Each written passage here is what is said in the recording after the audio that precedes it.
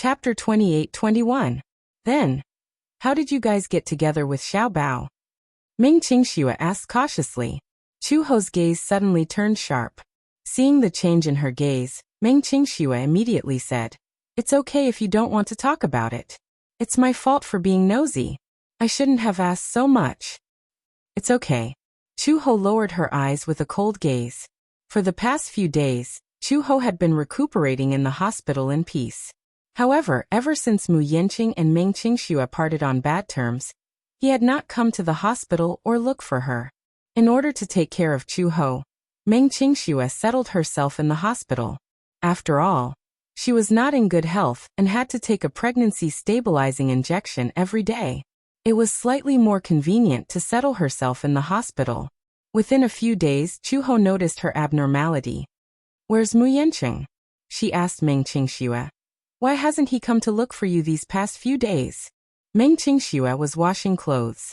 When she heard her question, her expression became even more desolate, but she did not say anything in the end. Chu Ho walked to her side and asked indifferently, "Did you have a fight?" "No." "Then what happened?" "I made him angry." Ming Qingxue said somewhat vexedly, "He probably misunderstood me. Anyway, it's complicated. I seem to have triggered his most sensitive part." Chu Ho did not know how to respond for a moment. Suddenly, she asked the most important question. "What do you plan to do with him? I heard that he has a fiancé." "How did you know?" Ming Qingxue asked in surprise. Chu Ho narrowed her eyes and suddenly asked meaningfully, "Do you know what I used to do?" Ming Qingxue looked confused and shook her head. Chu Ho slowly leaned closer to her and said word by word, "I was an intelligence agent and later worked at the Interpol headquarters." Ming Qingxue thought she was joking and couldn't help but tease, "You're that good." "Humph." Chu Ho continued, "However, I can tell that he cares more about you and doesn't have any feelings for his fiancée. Although this man's character was a little bad, his nature was not bad. At the very least, he treats you with sincerity." Ming Qingxue's expression suddenly froze. She suddenly threw her clothes into the laundry sink and muttered gloomily, "So what?" Chu Ho sized her up and suddenly smiled. "Do you know what you look like now?" "What?" "A self-pitying, abandoned woman."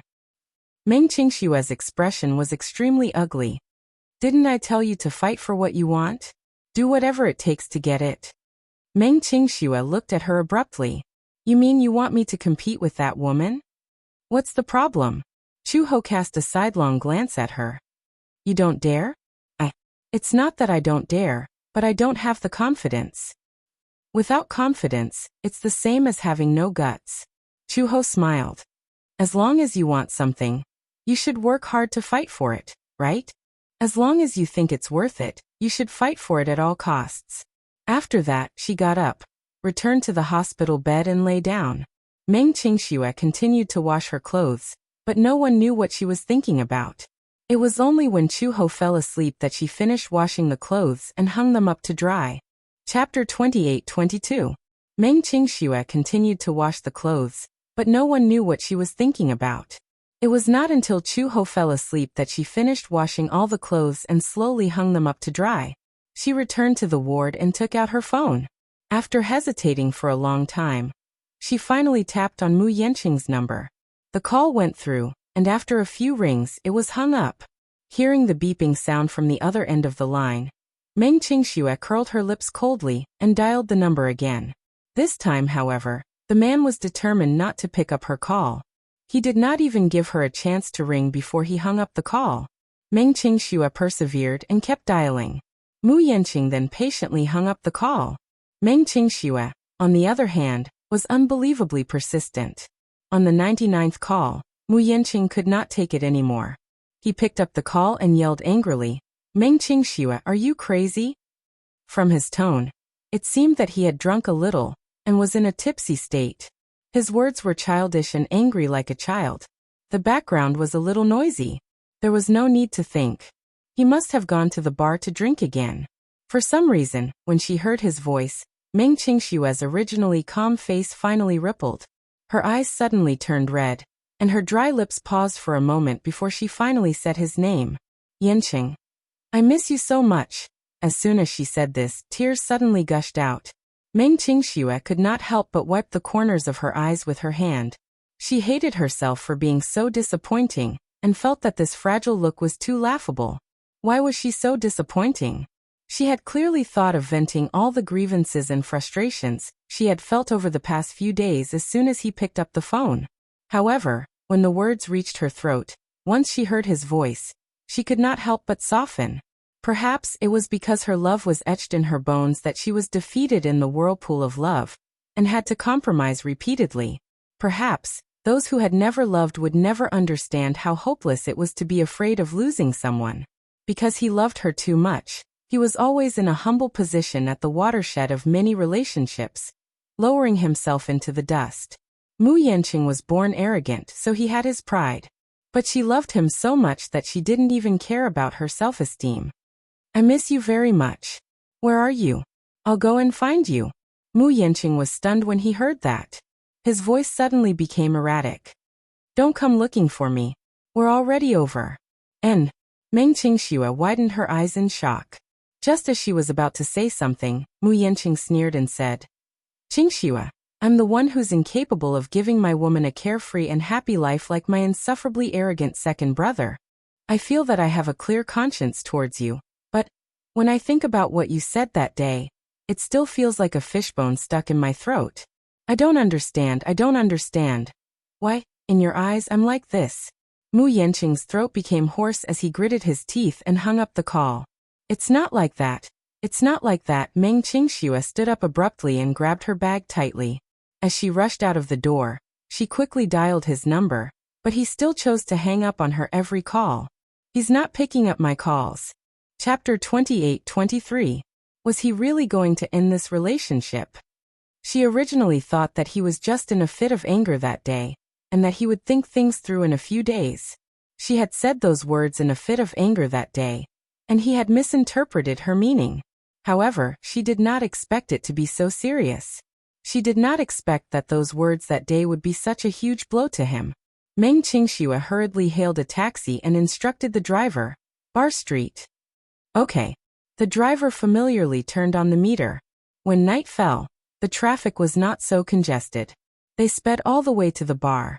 Meng Qingxue alighted at the bar that Mu Yanqing frequented the most. After paying the fare, she clenched her fists and slowly walked into the bar. As soon as she stepped through the door, she was immediately surrounded by the almost deafening rhythmic beats. She rarely came to places like bars, and even if she did, it was more often with Mu Yanqing. Meng Qingxue was not used to it for a moment, and hurriedly covered her ears. It was midnight. At this time, the nightlife had just begun and the bar had just started warming up. Amidst the music, unrestrained men and women stood on the dance floor, constantly swaying to the rhythm. Meng Qingxue shuttled through the crowd and slowly sized up the bar counter. Such seats were usually occupied by young models and beautiful women. This bar was very famous and often visited by singers and actors. After disguising themselves, they would hunt in such places. The entire bar was taken over by the Young Models Company. At this time, the company would arrange for many young models to sit in this place.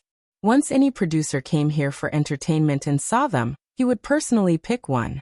At this time, if the young model worked hard enough and was willing to go all out, what would happen in the future would depend on her own luck. Meng Qingxue then walked to the booth of the private room. When she passed by the third booth, she saw Mu Yanqing being surrounded by a group of people. He was an extremely outstanding man. Even in such a noisy environment, she could see him at a glance with his outstanding appearance and noble temperament. When Meng Qingxue saw him, she was stunned for 2 seconds before she finally reacted. She turned around and walked into the booth. Mu Yanqing was drinking. He could no longer remember how many glasses he had drunk, nor could he remember how many days it had been since he indulged himself in the noisy music, and ended up dead drunk. Stop drinking. Suddenly, a familiar voice came from above. Mu Yanqing jerked back to his senses and looked up, only to see Meng Qingxue standing in front of him. Her breathing was slightly undulating as she stared at him intently. Why did you get yourself into this state? You're drunk. Stop drinking. It's none of your business. Mu Yanqing pushed her expressionlessly. Just as he was about to reach for the wine glass, Meng Qingxue took the initiative to snatch the glass. Stop drinking. Oh. Mu Yanqing raised his head and met her gaze with a pair of cold eyes.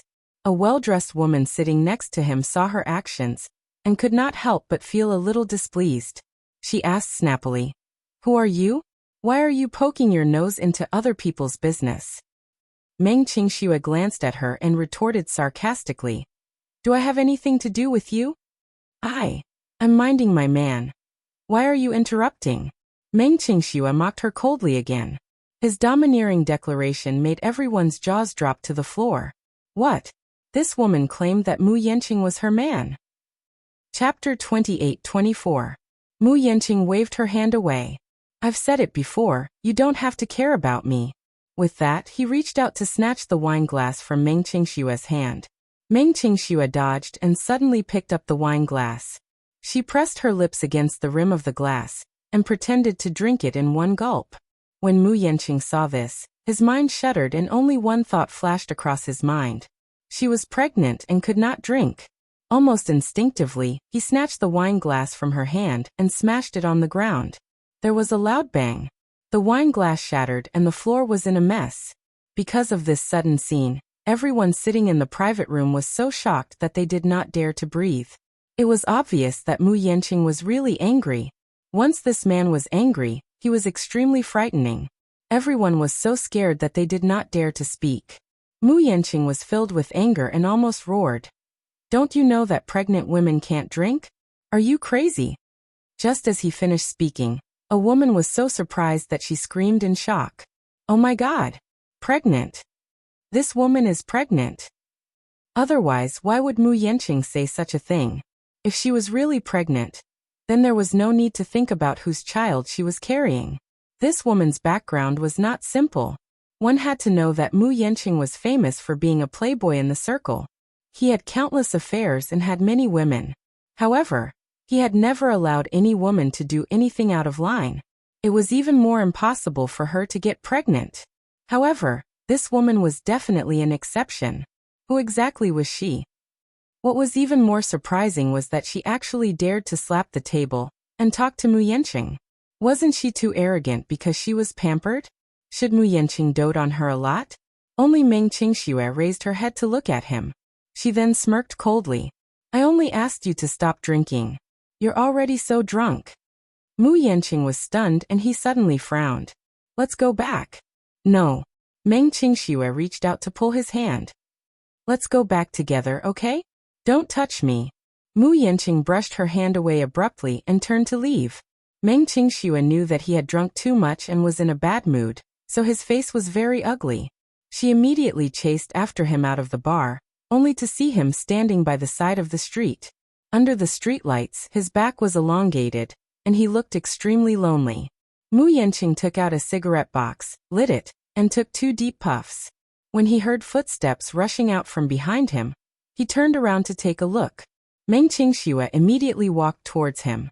Mu Yanqing did not even spare him a glance as he turned around and strode down the street. Meng Qingxue quickly followed. The two of them walked one after the other. His legs were long, and his strides were wide. She was worried about the child in her belly, so she naturally couldn't run. However, following him at such a fast pace was gradually becoming a little strenuous. How could he walk so fast? Meng Qingxue said, "Yanqing, wait for me, okay?" Mu Yanqing did not react at all. Meng Qingxue became increasingly anxious and chased after him even faster. Her breathing gradually quickened. "Don't walk so fast. Wait for me," she kept chasing after him. There were a few times when she was so anxious that she almost tripped over the gravel under her feet. Meng Qingxue was angry and anxious. Chapter 28-25. Mu Yanqing walked in front expressionlessly. She did not know what he was thinking, but his mind was in a daze.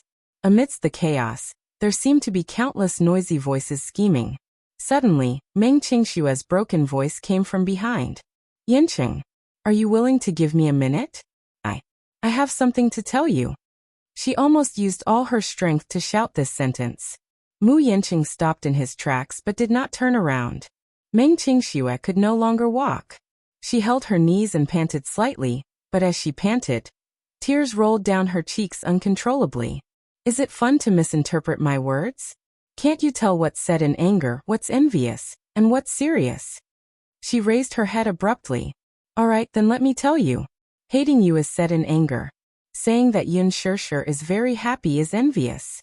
Saying I love you and I miss you is the most serious thing I've ever said to you. Mu Yanqing, I don't know why I fell in love with you. After thinking about it for so long, I vaguely realized that other than you, there's probably no one else in this world who dotes on me more than you, right? As Meng Qingxue spoke, her eyes turned redder, and tears rolled down her cheeks uncontrollably. Mu Yanqing's heart throbbed painfully when he heard her words. It was as if something was tearing it apart. My life seems to have always been bleak and without light. I left home and went to the capital to seek a career, but I also went astray. When I entered a modeling agency, I was lucky to meet you. Finally, there was someone who could hold me in the palm of his hand, take good care of me, and dote on me. You know that in this world, other than you, there's probably no one else who would tolerate and dote on me so much. I tried my best to be careful and obedient, so that you wouldn't get tired of me. I love you. In this relationship, I must be the most humble one. My attitude must be as low as the dust. I knew that such humility wouldn't earn anyone's respect. Even I was degrading myself. Or maybe I was too naive. I accidentally bumped into love, and was so happy that I didn't care about my future life. I didn't even confirm if you really loved me, and if we would have a future. I was like a moth flying into a flame, and thought that this was love. After a pause, Meng Qingxue smiled bitterly. Unfortunately, you don't seem to love me that much. You're always busy, you never answer my calls, you always have a lot of social engagements. And you always have a lot of women. Many nights, the one by your side isn't me, but someone else's woman. I've been sad, I've been disappointed, I've been jealous, I've been envious. I've also had the impulse to leave you and fly to a faraway place. There will always be someone who loves me more than you, who will tolerate me more. At the very least, someone who truly cares about me, and only me. Meng Qingxue sucked in a deep breath of cold air as tears streamed down her cheeks uncontrollably. But every time I packed my luggage and was about to leave you, I looked back at the apartment and saw our shadows in every corner. Only then did I know that I can't lose you at all. I can't leave you. Perhaps you don't feel this way, because you're so proud.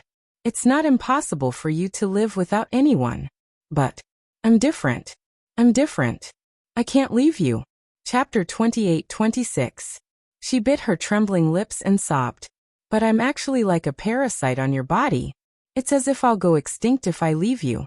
I know that I'm weak and lowly like this, but I still want you to know that I won't be able to live if I leave you.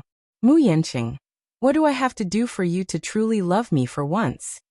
Will you only know how I feel about you if I cut out my heart and hold it in front of you? This way will you cherish me a little more?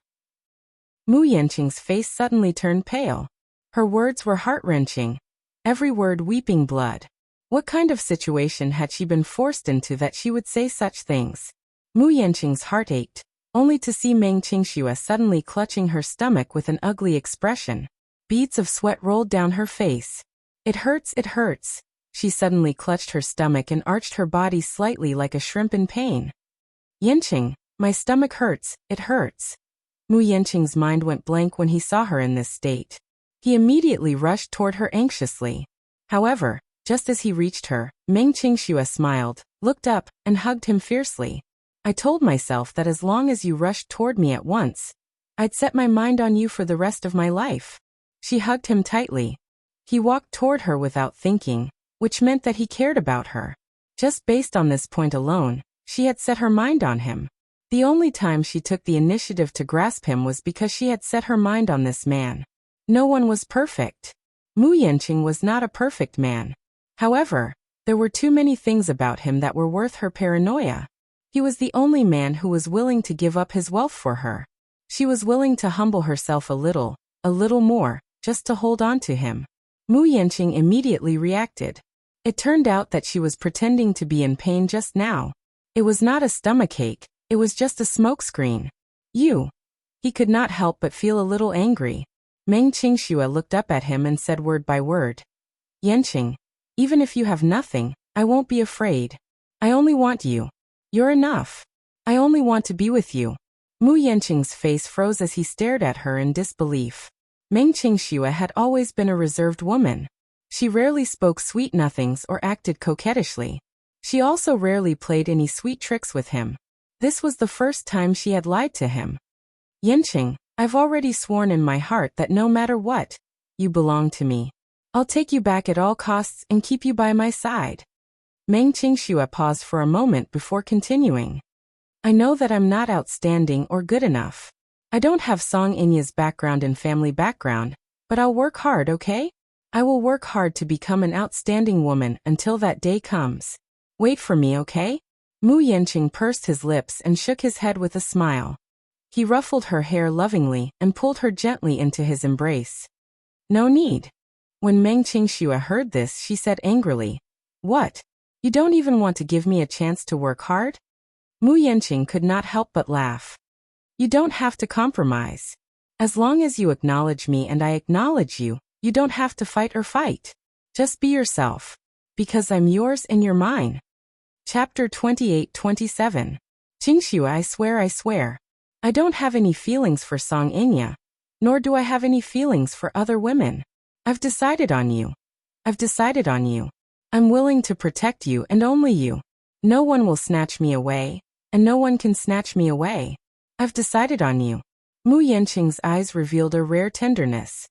He gently kissed her forehead, then slowly kissed the corners of her eyes. He kissed away her warm tears and suddenly sealed her lips. Yanqing, I want to be with you for the rest of my life. Meng Qingxue hugged his shoulders and confessed affectionately. You're in all of my imagination for the future. I've also thought of giving up on you, but I can't. Mu Yanqing's heart ached. He suddenly felt that he really owed this woman so much. He always made her cry, always made her wait, and always made her wait for nothing. At first, he thought that she was like those other women, and did not seem to be particularly special. However, it was not until the day he lost her that he seemed to have lost his mind and searched for her all over the city. Only then did he realize that she had unknowingly occupied such an important place in his heart. At first, he was with her only because of her looks and figure, which could give him a fresh feeling.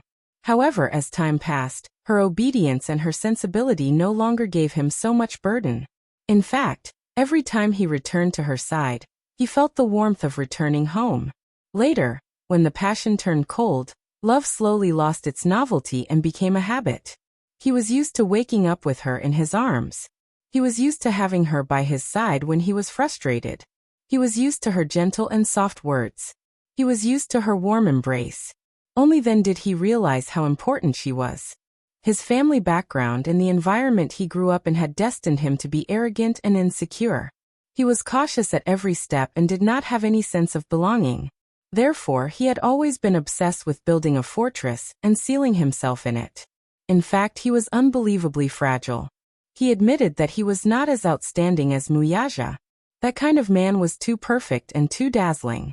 He kept chasing after him, but in the end he was still reduced to a foil and a joke. He couldn't accept it. That was why he was deeply hurt by her careless words. Qingxue, I love you. I really love you. These 3 words had been brewing in his heart for a long time, but every time he wanted to confess his feelings, he was too embarrassed to say it, so he forced himself back down. But at this moment, no matter what, he was going to reveal everything to her.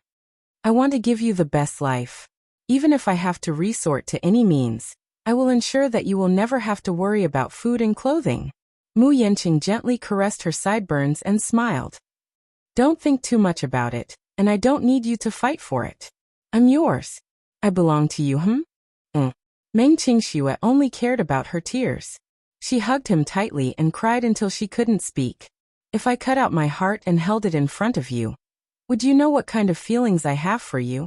This way, will you cherish me a little more? What can I do to make you cherish me even more? Her words still echoed in his ears. Mu Yanqing's heart felt like it was being pierced by a needle as he hugged her even tighter. From now on, I will cherish you even more. Chapter 28-28. Chuho was startled awake by a soft rustling sound. She had always been a light sleeper. Probably because of her profession, She was more alert than ordinary people. Hence, even in her deep sleep, she could detect even the slightest movement. Chu-ho suddenly opened her eyes. In the darkness, she saw Meng Qingxue tiptoeing into the ward. Behind her, Mu Yanqing strode in.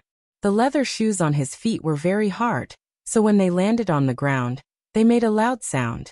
Meng Qingxue did not realize that Chu-ho had woken up.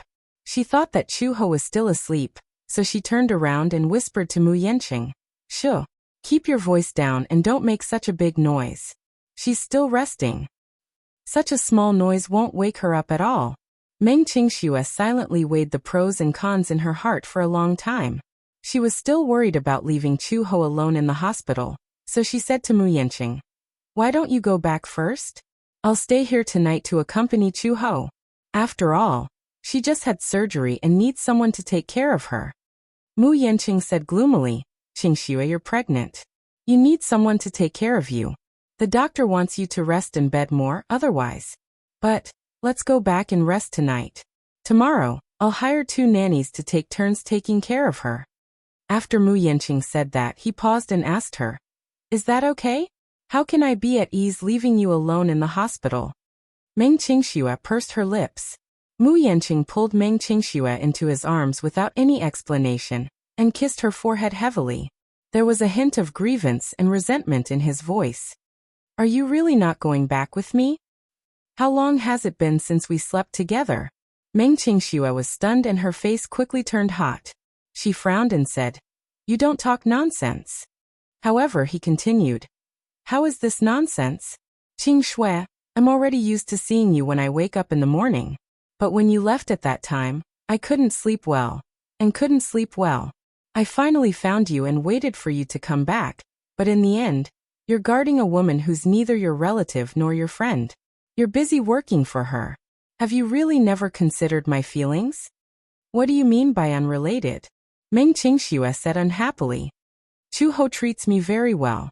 In my heart, I treat her as my biological sister. You're being too biased."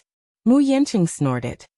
"Instead of accompanying your man, you're actually accompanying a woman. How can I accompany you?" Meng Qingxue's face burned even hotter.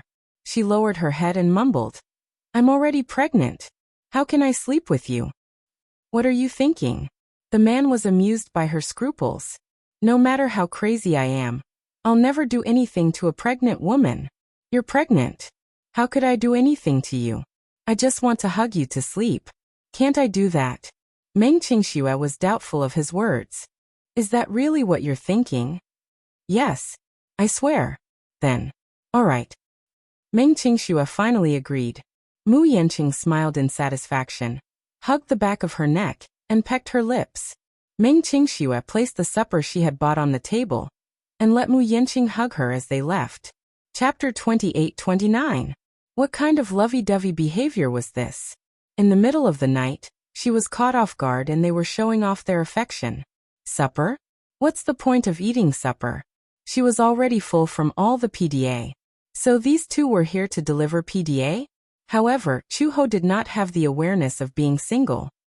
He did not feel much about other people showing off their love. It was just that he was woken up in the middle of the night while sleeping soundly. He gritted his teeth in hatred. Why? Did the two of them make up? Earlier, a certain woman was still crying as if the sky was about to collapse.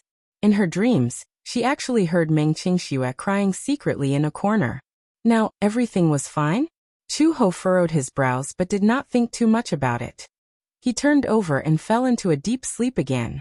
The day after he brought Meng Qingxue back, Mu Yanqing bought an apartment next to Dishing Building. It was a few hundred meters away and could be reached in a few steps. Initially, he had thought of buying her a villa when he came back and then settling her down well. He would give her a few nannies, servants, and housekeepers so that she could take care of her pregnancy in peace. However, after thinking about it, if he were to buy a villa, it would definitely be far away. Very few villas in the capital were in the city center. Usually they were in areas with good feng shui, especially in the area around Yinshan Shiri, where large areas of villas were developed. However, if he really arranged for her to live in a place so far away, it would be inconvenient for him to get stuck in a traffic jam. If anything happened to him, She would be far away from the hospital and his company. Therefore, after serious consideration, he finally decided to settle her in a high-end apartment next to Dishing Building. Chungcheng Mansion was probably the most high-end apartment in this area. It was divided into small and large apartments. The large apartment was a large duplex apartment with a total of more than 300 square meters. Mu Yanqing decided to buy an apartment. The apartment was exquisitely renovated and could be moved in with a bag. He even carefully sent someone to measure the formaldehyde, and there was no problem. In the end, he chose a duplex apartment to separate the moving area from the scenic area. When he was working, he would not disturb her. Don't underestimate this 300 square meters. As it was located in the bustling city center, Mu Yanqing spent more than 20 million yuan on a duplex apartment like this. It was close and convenient. Downstairs was a department store, a hospital, a supermarket, and a market. Everything was available. Meng Qingxue did not know about this. So as soon as she pushed open the door to the apartment, she was greeted with a luxurious sight. Crystal chandeliers, stylish murals, high-end staircases, and expensive carpets. All of this was simply inconceivable. I bought it before. I bought it for your pregnancy. Mu Yanqing held her hand as they walked in and closed the door. Looking at the incredulous look on her face, he felt great satisfaction in his heart. Do you like it? I do, Meng Qingxue mumbled. But I can't believe that this is for me. Who else could it be if not for you? If you like, you can stay here even after you give birth to a child. He suddenly held her hand. There are a total of 3 master bedrooms, 2 guest rooms, and a nursery. A nursery? Meng Qingxue could not help but be surprised. Chapter 28:30. This is the baby's room. Meng Qingxue carefully poked her head in to take a look. The baby's room was specially made. Let's not talk about anything else, just the wallpaper. As this apartment was exquisitely renovated, it was already renovated when it was handed over. The developer would not know if the owner was a boy or a girl. Hence, the wallpaper was made of pink and light blue overlapping. It had the dreamy feel of a little princess and the childlike feel of a little prince. There was a cradle, a small wardrobe, and a mountain of toys. This apartment building was developed by Wanku. It had to be said that as a top real estate developer, Wanku was extremely meticulous in terms of details. Meng Qingxue was stunned. It was as if she could imagine a baby in diapers exploring this vast world curiously, crawling on the carpet with its hands and feet, and then suddenly jumping into the mountain of furry toys, like a little mouse falling into a millet jar. It was so happy that it didn't want to go home. She could not help but be amused by the scene in her imagination, and burst into laughter. Mu Yanqing was a little puzzled. Why are you laughing for no reason? It's nothing. I just thought of something fun. If you like this place, then take good care of your baby. Mu Yanqing slowly walked to the living room and said, It's very quiet here, and it's difficult for ordinary people to come and go, unless it's the owner who lives here or has a special pass. He turned around and saw Meng Qingxue walking out of the room. His lips curled into a smile. However, I've already instructed the front desk in advance that no matter who wants to see you, they have to give me a call in advance. They can only enter after getting my permission. Are you worried that Li Mingyao will find her way here? Meng Qingxue asked doubtfully. Mu Yanqing nodded. I won't give her a chance to get close to you again. Meng Qingxue smiled. All of a sudden, something came to her mind. She furrowed her brows and asked tentatively, Will you come to accompany me often? Or was it still like before? When he was busy, he would forget about her. When he remembered, he would come over to accompany her. Mu Yanqing smiled when he heard this. Why do you think I bought this place? Why? Because. He slowly approached her and whispered into her ear. Because this is my home too. He saw her dazed expression and felt that she looked really stupid and cute. He couldn't help but scratch her nose. Are you stupid? I said I'll live here with you too. This place is very close to Mu Group. I can reach the building just by walking a few steps to and from work. Meng Qingxue widened her eyes in surprise. What did you say?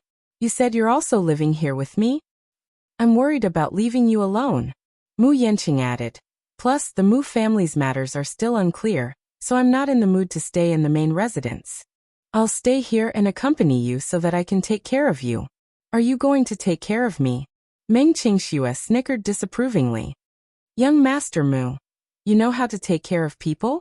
Humph. I wonder if you'll be willing to accompany me to the night market if I'm hungry in the middle of the night and want to eat supper. I'm willing. Humph, that's just a nice way of saying it. When the time comes, I'm not sure. Meng Qingxue obviously did not believe him. Chapter 28:31. All right, if you have the time to argue, hurry up and take a shower. It's getting late. Pregnant women should rest early. Mu Yanqing urged her.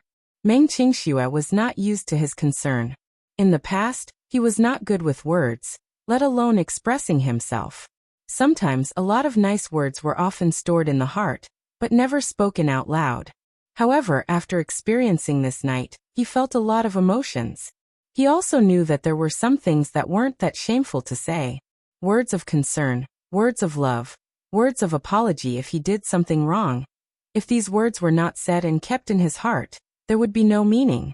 He clearly liked her, but if she was sad because of the pride in his bones, it would be meaningless if he did not go forward to hug her. Mu Yanqing coaxed Meng Qingxue to take a shower. After the two of them took a shower, they went to bed to rest.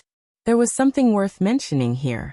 The moment Meng Qingxue entered the bedroom, she fell in love with the design of the master bedroom. It was warm and elegant. It felt like home and had a luxurious taste. This apartment must have cost tens of millions. The next day, when Meng Qingxue arrived, Chuho was not in the ward. She was frightened and quickly asked the nurse at the nurse's desk. The nurse at the nurse's desk said that the patient had put on a jacket and left early in the morning in high spirits. She probably went for a walk in the hospital's back garden. A nurse said suspiciously. Previously, whenever she had lunch or dinner, she would go for a walk downstairs in the ward building. If it weren't for the fact that she's a young lady, we would all say that a girl like her doesn't like to play with her phone or have any entertainment. She's completely like an old cadre. The corners of Meng Qingxue's eyes twitched violently. It turned out that she was not the only one who thought so. Chuho was indeed too old cadre. Lying in bed, other than reading the newspaper, she read some books. The hospital would provide some books. Although it was limited, it could be considered a great way to pass the time. To her surprise, Chuho's English was jaw-dropping. There were 3 English novels in the hospital. Because the hospital occasionally received foreign patients, they would also provide some foreign books. One day, she saw Chuhi holding a foreign novel and reading it seriously. She asked half-jokingly, "Can you understand the English in these books?" "English used to be my mother tongue," Chuho said. There were too many mysteries surrounding Chuho, but she had never taken the initiative to mention it to her. A public phone booth. Chuho held the phone and dialed an international number. After a while, the call was connected. Before the other side could speak, Chuho spoke first. "Lin Mu, it's me." "You are?" "Vermilion Bird." Hiss. That person couldn't help but suck in a breath of cold air. How is this possible? "Vermilion Bird. Officer Vermilion Bird has already. I'm not dead yet." "Are you really the Vermilion Bird?" "But..." Chuho interrupted him impatiently. "It's only been a few years. Can't you recognize my voice?" The other side was obviously shaken. After all, the voice and tone were exactly the same. Being able to call out his name at once made him believe that this mysterious call was from the Vermilion Bird who had been missing for a few years. Chapter 28:32. Lin Mu was a member of the Interpol Dispatch Committee and worked in the capital. Therefore, if Chuho wanted some help, the first person she thought of was him. "I'm in the hospital now and need some things and help. Are you willing to provide them to me?" After hanging up the phone and walking out of the phone booth, Meng Qingxue finally found her beside the phone booth and immediately called out her name. "Chuho." Chuho heard her voice and looked in the direction of the sound, only to see Meng Qingxue running toward her with Mu Yanqing behind her. She raised her eyebrows and straightened her body. When she saw Meng Qingxue panting from running, she could not help but chide her. "Why are you in such a hurry? It's not like I hide whenever I see you. Why are you walking around instead of recuperating in the ward?" Chuho smiled. "I've almost recovered. Once the stitches are removed, I can be discharged. Mu Yanqing was a little surprised when he heard this. You've just undergone surgery. How can you be so sure that you've almost recovered? Chu-ho glanced at him and smiled. I'm an Interpol officer. I've suffered countless injuries. I know very well how good my recovery ability is. The doctors don't know as well as I do. Meng Qingxue did not believe her and immediately brought Chu-ho to the doctor's office to ask about her condition. After a round of examination, the doctor was completely shocked. Meng Qingxue thought that her condition had worsened and hurriedly asked. The doctor was extremely surprised. You recovered so quickly? Yes. Is this a natural physique? The doctor was still a little doubtful. Even if she was an immortal, she would not be able to recover so quickly, right? Moreover, it was obvious that she was immortal. An ordinary person would need at least a week to recover after such a surgery, and half a month to be able to walk freely. She insisted on walking the day after the surgery. It had only been a few days since the surgery, but she was actually walking outside the hospital. The doctor found it hard to believe. Meng Qingxue was finally relieved after hearing what the doctor said. However, she was still shocked by Chu-ho's abnormal physique. Chu-ho, how did your body grow? If I had such a good physique like yours, I wouldn't be in such a sorry state after getting pregnant. Chu-ho smiled. When I was pregnant, I was soaked in seawater for 2 days and 1 night, but nothing happened. Everyone's physique is different. When Meng Qingxue heard this, she was stunned for a moment. Then she pulled her to the side. Do you really remember everything? Yes. Then can I ask you something? Someone said that when you were discovered, you drifted over from the sea. What exactly happened? Chu-ho was stunned. After a moment of silence, he suddenly said, the car accidentally fell into the sea. There was emergency equipment in the car. I relied on these equipment and drifted on the sea for a night. Perhaps it's lucky that it didn't drift too far away. Anyway, it was a coincidence that the villagers found me later. Chu-ho, your life is really too lucky. You were able to escape from a car that fell into the sea. Meng Qingxue sighed from the bottom of her heart. Chu-ho walked out of the doctor's office and turned to look at Meng Qingxue and Mu Yanqing. He then smiled and asked slowly, have the two of you made up? Chapter 28:33. Mu Yanqing's expression turned awkward. Meng Qingxue smiled, held Mu Yanqing's arm, and nodded at her. Chu-ho, thank you. You're the one who taught me that if I love someone deeply, I must fight for it. Yanqing and I have reconciled, and we've decided that no matter what happens in the future, we'll face it together. Chu-ho looked at her, and then at Mu Yanqing. Suddenly he smiled and said, it's good that we know each other's feelings. Although this man is quite unreliable in my opinion, he's still a good man. If he's really turned over a new leaf, it's also a good thing. Mu Yanqing frowned, clearly unhappy with her belittling him. Since we've reconciled, you don't have to stay in the hospital all day long like an orphan. After a pause, Chu-ho continued. You heard what the doctor said. He said that I'm recovering well, so you don't have to worry. Can you take care of yourself? Meng Qingxue was still a little worried. Of course. Chu-ho frowned. You're pregnant now. If you stay here, I'll have to take care of you. Meng Qingxue blushed at his words and felt a little guilty. Don't you find it boring to be alone? No, Chu-ho said. I like peace and quiet. Then, you have to take good care of yourself. After Meng Qingxue and Chu-ho bade farewell, Chu-ho did not return to the ward directly. Instead, he went to a coffee shop at the agreed location. She and Lin Mu agreed to meet at the coffee shop. Considering that she was unfamiliar with the place, Lin Mu specially chose a coffee shop that was very close to the hospital. Chu-ho asked for directions, and arrived after walking a street. She entered the coffee shop first and waited for half an hour before Lin Mu finally arrived. Lin Mu was the main person in charge of Interpol's Asian region. To be precise, he was also a very important contact person. When Chu-ho infiltrated the Gu family as a spy, it was also Lin Mu who pulled the strings. No matter how big or small, everything was arranged for her. Lin Mu had just stepped into the coffee shop and looked around. When Chu-ho saw him, he immediately raised his hand to greet him. When he saw Chu-ho for the first time, even though she had changed slightly in the past 5 years, Lin Mu still recognized her immediately. He was so excited that his body began to tremble. He immediately ran over and sat down in front of the booth. The first thing he did was to size her up. After looking for a long time, Lin Mu's eyes couldn't help turning red as he excitedly said, "This is great. Officer, you're actually still alive." When the bad news came, everyone at the headquarters was in disbelief. In their eyes, you are the irreplaceable best intelligence agent. You will not fail easily. Bad news? Chu-ho asked expressionlessly. Who was the one who sent the news of my death back to the headquarters? Actually, it's not news of death. Lin Mu took a deep breath, and then summarized some of the things that happened 5 years ago. When Chu-ho infiltrated the Gu family, he had indeed sent a lot of information back to the headquarters. With this information, the headquarters had some information on Gu Jinglian's whereabouts.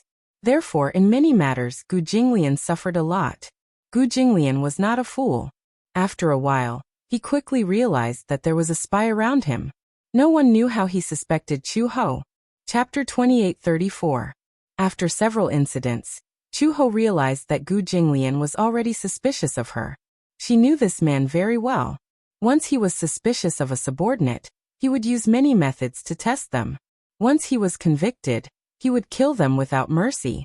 At that time, the headquarters sent her back and she tried to escape from him. Who would have thought? Chu-ho was ordered to be killed by Gu Jinglian. If she was alive, he wanted to see her. If she was dead, he wanted to see her corpse.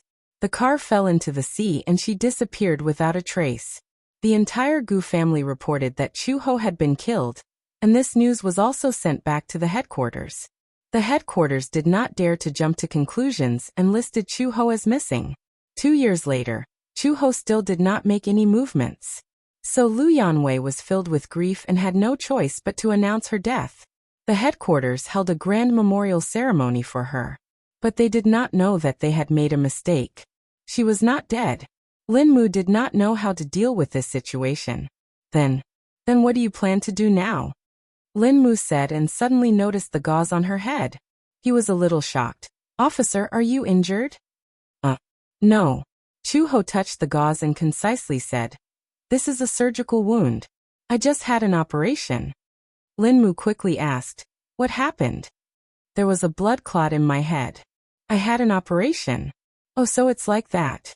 Lin Mu nodded and returned to the previous topic. "Then you plan to go back to the headquarters?" "Lin Mu, I have a child." Lin Mu was stunned for a moment. His facial muscles twitched for a long time before he made a "ha" sound. It was clear that he did not understand. "What do you mean?" 5 years ago, when I left the Gu family, I was pregnant." Chu-ho paused and curled her lips. "Because of that accident, I fell into the sea. I escaped with my life, but I accidentally lost my memory.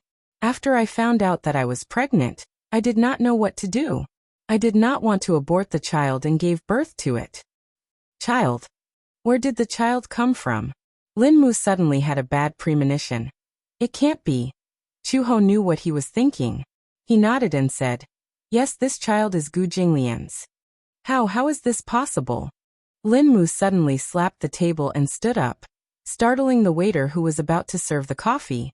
He said in disbelief, "How did you get pregnant?" "That Gu Jinglian, he forced you." "It's always been women throwing themselves at him. He won't force any woman." Then, that didn't make sense. Gu Jinglian did not force her, and with her personality, she would never stick to Gu Jinglian. That child, where did he come from? Lin Mu really couldn't understand. In fact, the reason why he was so excited was because of Chu-ho. They had been colleagues for a few years, and they had always kept in touch with each other. He had a good impression of this beautiful but tough girl. Back then, Lin Mu had joined the criminal police because of Chu-ho's recommendation. Therefore, he did have a good impression of Chu-ho. He also had a bit of love for her. It could be said that Vermilion Bird was the goddess in his heart, and was irreplaceable. However, back then when the news of Vermilion Bird's death came, it killed this love. Chapter 28:35. Therefore, when Chu-ho said that she was pregnant with Gu Jinglian's child, Lin Mu could not accept it. "Sir, what's going on?" Chu-ho smiled bitterly. "There's no need to look into the past. Now that I've found you, I only hope that you can help me with one thing. What is it? Lin Mu patted his chest and said, just tell me. As long as you say it, I'll go through fire and water for you. Chu Ho sat up straight and leaned closer to him. He said calmly, I want a gun. What? I want a pistol, grenades, and some armed equipment. If possible, it's best to give me a night vision device. I need it. What do you want to do? Chu Ho raised his eyebrows. Nothing. My child is now in Gu Jinglian's hands. Naturally, I want to save him. How can you be so sure that the child is in Gu Jinglian's hands? Chu Ho said. When the child went missing, I called the police. The police officer said that the child was taken home by his biological father. Biological father? Who else could it be other than him? The child must be in his hands. However, I can't meet him face to face and ask him for the child. He will never return the child to me. Lin Mu's expression was a little complicated. He suddenly said, Sir, since the child is already in the Gu family, then you don't have to bring the child back. Why? Chu Ho did not think much of it. He glanced at him in confusion. Why do you say that? That child. That child. Lin Mu thought for a long time and suddenly clenched his fists. He gathered his courage and said, Since that child is yours and Gu Jinglian's. Do you know Gu Jinglian's identity? He's the leader of the underworld and you're the anti-underworld inspector. Don't forget your own identity. To you this child is a great humiliation. You. Shut up. Chu Ho suddenly stood up and leaned forward. He grabbed his collar and said fiercely, I'm warning you. This is my child, my only family member. He's not the disgrace you're talking about. Do you understand? No. Lin Mu's face turned white as he stared at her in fear. Sir, why are you so fixated on a child? Even if the child was gone, there would be another one. But if you take this child with you, it may not be good for you. You're such an outstanding woman. You should be worthy of an even more outstanding man. As for Gu Jinglian, who was he? He's cruel and numb, vicious and merciless. A child born with such a man. My child does not need anyone to point fingers at him. Chu Ho couldn't take it anymore and interrupted him. You just need to understand one thing. Now, I'm asking you for a gun. Are you going to give it to me or not? I'm looking for you because of our past, and because of our friendship. If you can find a way to get it for me, I will be most grateful. If you don't give it to me, I'll find another way. Lin Mu tightly clenched his teeth and sucked in a breath of cold air. He slowly said, I'll think of a way for you. I'll give you an answer at 10 p.m. All right, I'll wait for your reply. After he finished speaking, Chu Ho suddenly stood up and was about to leave. When Lin Mu saw this, he hurriedly reached out to grab her hand. However, Chu He seemed to have consciously avoided his touch and walked away. Chapter 2836. In the evening, Lin Mu replied to her text. There was a location attached to the text. The text said that he had already prepared the item she wanted, but because of the special nature of the item, it could only be handed over in a remote area. Chu Ho opened the location. After confirming the location, she replied, Prepare a few more bullets. After half a minute, Lin Mu sent a puzzled expression. You're planning on going alone? I'll go with you. No need. You being able to help me here is already enough. There was no more news from Lin Mu. The time was set at 10 in the evening. At 9, Chu Ho changed into her normal clothes and set out. When she left the hospital, the sky was already dark. She specially chose a set of dark clothes and tightened her cap before heading to the appointed location. She stopped the taxi and gave the address. The taxi quickly sped off to the destination. After arriving at the location, Chu Ho stood under the street sign and waited. Lin Mu was very punctual and arrived 5 minutes early. He drove a black Audi and parked the car under the street sign. He got out of the car and walked in front of her. He nervously said, Chu Ho, can you think about it again? Don't go. Don't go? Chu Ho raised her eyebrows. She was a little confused. Chu Ho, if the headquarters receives news that you haven't died and are still alive, as long as you return to the headquarters, with your outstanding military achievements, you will definitely be promoted. Your future is limitless and you are an excellent police officer. If you properly stick to your post, your future will be immeasurable. If the child stays by Gu Jinglian's side, he will be well taken care of. Gu Jinglian is a cruel man, but even a vicious tiger will not eat its cubs. Since it is his son, he will treat him well. He can't even wait to love him. Chu Ho's face was a little ugly. Enough. Officer. I said enough. Chu Ho clenched her fists. Without a doubt, if Lin Mu said another word of advice, she would definitely fight back. You just need to give the item to me and it's fine. But Lin Mu was still unwilling and bit his lip. Chu Ho lost his patience. He glanced at the trunk and suddenly asked, "The things are in the trunk, right?" "Yes." "Open it." Lin Mu looked at her deeply, then slowly took out his car keys. He pressed the button and the trunk suddenly opened. Chu Ho walked over and looked at the goods in the trunk. There were guns, ammunition, infrared detectors, and even night vision goggles. Everything she wanted, it was all prepared. She had never thought of it, but as a former logistics worker, Lin Mu had thought of it for her. Chu Ho's expression finally relaxed. He picked up a pistol. The heavy weight made her feel extremely at ease. How long had it been since he felt this safe? When she was in the Yanqing County Police Station, because of the police system and because she was not an official police officer, she could not be equipped with a gun. The only thing she could carry was a baton. Even if it was a gun, it would at most be an air gun. The heavy weight in her hand gave her a great sense of security. It was familiar, but also strange. How long had it been since she touched a gun? Chapter 2837. She was born in a war-torn country. That country was in turmoil and constant wars. Because her family was Chinese in that era, the international community looked down on Asians. Her father's personality was naturally weak. He chose to endure the bullying and oppression. Under such oppression, he struggled at death's door. Therefore, from a young age, she deeply experienced that weakness would only lead to endless bullying and coercion. She originally thought that her life would continue like this. However, until that year, in May, that country was incited by other countries and began to ostracize the H people. In the military riot, her father died under the gun and her mother was stripped naked by the locals. After humiliating her, her hands and feet were handcuffed and she was dragged through the streets in a car. On such a rocky road, a living person was dragged like a beast into a bloody mess. It was too horrible to look at. Until her mother died, she did not see her for the last time. In that riot, the H people died and were injured. But she did not choose to submit. The 7-year-old her chose to resist in the face of adversity. She was dragged into a cellar by a local ruffian. When she was about to be raped, she fiercely bit him and took the iron rod from his waist. She did not know where she got her strength from, but she actually knocked the ruffian unconscious. When she escaped from the cellar out of instinct, she and a group of people arrived at the dock and boarded the rescue ship to M country. In one night, her family was destroyed and she was homeless.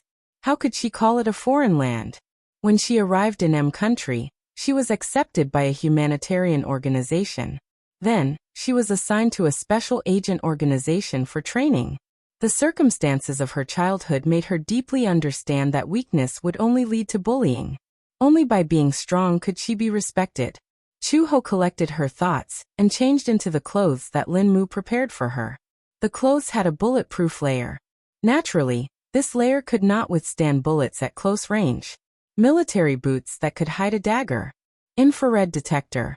She put the pistol on her waist and took out more than 100 bullets. She separately tied them to her boots and waist belt. Then she put away the equipment one by one and closed the trunk. Lin Mu hurried forward. Chu Ho, you really don't want to reconsider? Does the headquarters know that I'm still alive? Chu Ho suddenly asked. Lin Mu was startled and quickly shook his head. It was too rushed. I didn't have time to report. No need to report. Chu Ho casually wiped the gun with a cloth and lightly said, Vermilion Bird is already dead. The current me, I have my own name. Why? Lin Mu was in disbelief. The name Vermilion Bird is synonymous with supreme glory. You used to value the glory. How can you say that you want to give up the name Vermilion Bird so?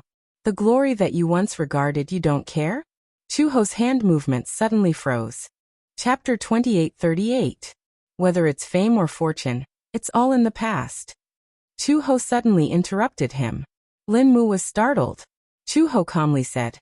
I'm just tired and want to rest. Although I'm not old enough to retire yet, I've seen a lot of bullets since I was young. I've never imagined that I could have a peaceful life. But Linmu, do you know? In these 5 years, I've lost all my memories, but I've lived a carefree life, a happy life. I have a sensible and well-behaved son. In these 5 years, I've never dreamed that I could be like an ordinary person. Waking up every morning, quietly eating breakfast, and then going to work. When I get home, I have a well-behaved son. After dinner, I'll hold his little hand and go for a walk in the fields. As Chu-ho spoke, he actually laughed softly. Although there are many things that aren't satisfactory, compared to my previous life of being a police officer, it's much more blissful. In the past, I didn't even dare to dream that I would have my own family, my own child. Do you know? I named him Xiaobao. There's no special meaning behind it. When he was born, his face was wrinkled and thin, but I felt that life was a miracle. When he grew up, he was chubby, white and tender. I thought of many names, but in the end, I still called him Xiaobao because he was my baby. Linmu silently listened. Chu-ho continued. I really liked that kind of life. If I could, I'd rather live as Chu-ho instead of using the name Vermilion Bird. Sir? Chu-ho turned around and glanced at him. He suddenly smiled. This kind of feeling, the current you can't understand. It's getting late. Chu-ho looked at the sky and curled his lips. Send me to the Gu family's main residence. I want to see him as soon as possible. Linmu finally gave up. The two of them got in the car and Linmu started the car. He took a deep breath and stepped on the accelerator. Gu family's residence. Xiaobao was coaxed to sleep. For the past few days, Gu Jinglian had arranged for him to rest in his bedroom. After these few days of getting along with each other, Xiaobao Chu had also eliminated the estrangement between them and made up with him. He was finally willing to show him an innocent smile, no longer like before. When he was in front of him, he was arrogant and looked down on him. Even now he still called him uncle, uncle. Gu Jinglian did not rush him. He felt that it would be better to wait until the child adapted to the environment and let nature take its course. Adults get used to it faster than children. Gu Jinglian quickly adapted to his role as a new father. Gradually, he realized that he was a newbie stay-at-home dad. At the very least, when facing Xiaobao, the sharpness on his body would always be subtly restrained. Although there were many times when Xiaobao would be mischievous by his side when he was busy with work, it would also make him unhappy. He would also be angry at him, glare at him, yell at him, but no matter how annoyed he was, he could not bear to touch him. It was like a lion roaring at a mischievous cub. Although he was glaring at him, he would not really slap him. Chapter 28:39. Therefore, no matter how fiercely he glared at him, the little guy did not seem to have any awareness. He even climbed onto his body provocatively, making funny faces at him and sticking out his tongue. Gu Jinglian was always amused by his funny little expression. Uncle said that mommy will come to find me soon, but I've been waiting for a long time. Don't tell me that she still hasn't found me by the time Xiaobao's hair turns white? Gu Jinglian raised his eyebrows. He was slightly displeased that the little guy mentioned that woman again. A certain man was jealous. He snorted coldly and suddenly threw out a historical question. Do you like mommy more or uncle more? Of course it's mommy. Before he could finish his sentence, Gu Jinglian heard the word mommy, and his face suddenly sank to the bottom. Chu Xiaobao saw that his expression was not right and immediately changed the topic. His eyes darted around and then he said with a smile, of course it's uncle more. Good boy. The man was satisfied and reached out to gently ruffle his hair. But Xiaobao really misses mommy. Chu Xiaobao muttered. Is mommy playing hide and seek with me? She's deliberately hiding in a corner and deliberately not coming to find Xiaobao. She doesn't want you anymore. Gu Jinglian deliberately scared him. When Chu Xiaobao heard this, his face was full of disbelief. That's impossible. Mommy won't abandon me. Oh, are you so sure? Gu Jinglian seemed to be very keen on provoking their mother-son relationship. He snorted coldly. If she doesn't abandon you, then why hasn't she come to find you for so long? It's probably because she hates uncle. Baby Chu blurted out of the blue. Gu Jinglian's face darkened. What do you mean? In the past, when Xiaobao saw that other children had fathers, Xiaobao was very puzzled. Why do they all have fathers but I don't? Chu Xiaobao said, and even showed a puzzled expression. After a pause he continued. Later, Xiaobao asked Mommy why Xiaobao didn't have a father. Gu Jinglian could not help but be interested and said, "What did she say?" Xiaobao looked at his expression carefully and then blurted out, "Mommy said that Daddy died early." "What? Daddy died early?" Gu Jinglian seemed to have been struck by lightning and his face was charred black. "She said that I died early." "Yeah, that's what he said. He said something about the grass on his grave being taller than me." Gu Jinglian's fists. This woman actually dared to use such despicable words to fool the child. He died early. Xiaobao did not care at all. His words and actions were undoubtedly betraying his mother. He continued to complain, "I only asked how Daddy died." Gu Jinglian looked at him questioningly again. "What did your mommy say?" Xiaobao said plausibly, "Mommy said that Daddy was hit by a car when he went out." Gu Jinglian was speechless. Hit by a car when he went out? How could she come up with such a ridiculous story? He slammed the table. T. Xiaobao was frightened by Gu Jinglian's foul language. He shrank back and looked up to see that Gu Jinglian's originally exquisite and handsome face was now extremely gloomy. He suddenly realized that he had said something wrong. "Uncle, don't be angry." Chapter 2840. When Chu Xiaobao heard this, he did not buy it on the spot. "No way. If you dare to chop Mommy into pieces, I'll." When Gu Jinglian heard this, he asked provocatively, "You'll what?" "Oh." When Chu Xiaobao saw the murderous look in Gu Jinglian's eyes, he was instantly terrified. He gulped and said timidly, "I'll settle this with you when I grow up." "Emph. At least you know what's good for you." He even knew that he was so small that even if they were arm wrestling, he would be flattened and rounded with just one finger. Gu Jinglian ravaged his little face heavily. At that moment, Uncle Fu pushed open the door and walked in. When he saw that Xiaobao was still in Gu Jinglian's arms, he immediately walked over and hugged him. "Xiaobao, it's getting late. It's time to rest." "No." Xiaobao's face fell immediately. He pulled a long face sullenly. The mention of sleep seemed to kill him. He nestled in Gu Jinglian's arms and stretched out his arms and legs, looking extremely comfortable. While Gu Jinglian was busy flipping through the dossiers, he would hang on to him like a little hamster and munch on snacks nonstop while watching the hottest fantasy dramas. Destiny Chronicles. He liked the beautiful young lady in the drama, so he was very happy watching it. His eyes stared fixedly at the picturesque person on the screen without blinking. When he heard that he was going to sleep, the little guy felt uncomfortable all over. "You don't want to sleep? It's still early." Uncle Fu glared at him. "It's still early? It's already past 10 o'clock. It's time to sleep early. You'll only grow taller if you sleep early." Uncle Fu used the same words that he used to trick other children to lure him. However, Xiaobao did not fall for it. He continued to pester and fool around in Gu Jinglian's arms, unwilling to sleep. Uncle Fu looked at this scene, and for some reason he was on tenterhooks. It seemed that in his memory, other than the cat that Gu Jinglian had raised a few years ago, no other creature had dared to be so lawless and reckless in his arms. Gu Jinglian's attitude towards Chu Xiaobao had been quite gentle these days. It was probably because there had been nothing annoying in the past few days, and there had been no trouble in the business. This was because Gu Jinglian was rather patient in dealing with his unbridled nonsense. However, with Gu Jinglian's indulgence, Xiaobao seemed to be a little arrogant. Gu Jinglian treated him well probably because his fatherly instincts had finally been awakened. As for this little guy, Gu Jinglian looked left and right and found him pleasing to the eye. "Let him watch for a while longer," Gu Jinglian said. When Fu Bo heard this, he pondered for a while before he mustered up his courage and said, "Master, you can't just let a child do whatever he wants and spoil him like this. You can't spoil him like this." "Who's spoiling him?" Gu Jinglian snorted arrogantly.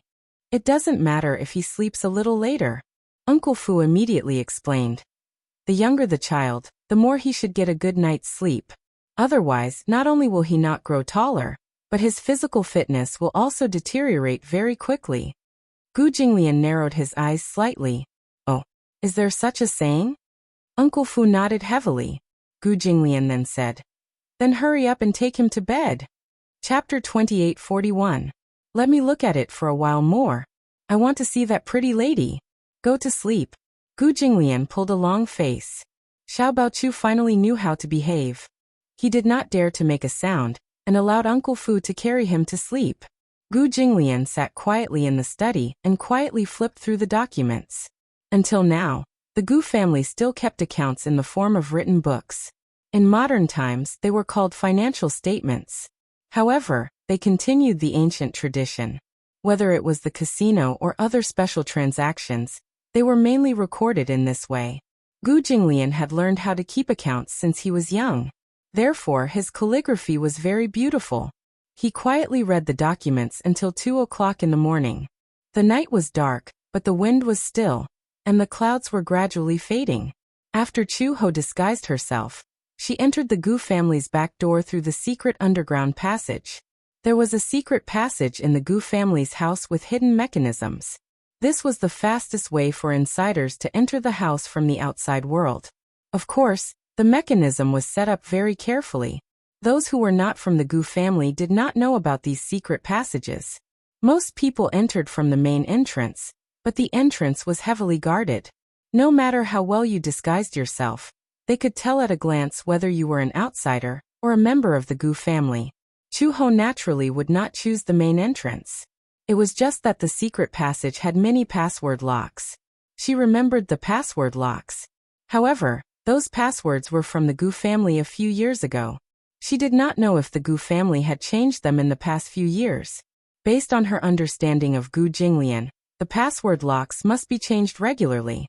The passwords she remembered were probably already invalid. However, even if she did not remember, it did not matter.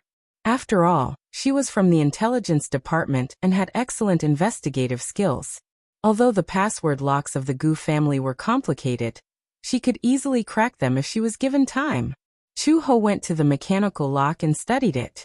The password had indeed been changed. She pondered for a while. This password lock was not very difficult, and she could easily crack it. However, when he reached the second gate, the password for the second mechanism lock seemed to be very difficult to decipher. In order to crack this password, Chu Ho spent more than half an hour. By the time the password was cracked, she was already drenched in cold sweat. If the password was entered incorrectly, the signal would be connected to the logistics of the Gu family. When the time came, the door would open, and she would be greeted by more than 100 elites from the Gu clan. Chu Ho fumbled his way into the Gu family's main residence through a secret passage. After exiting the secret passage, it was the backyard of the Gu family. The backyard was a few courtyards away from Gu Jinglian's house. Chu Ho looked up.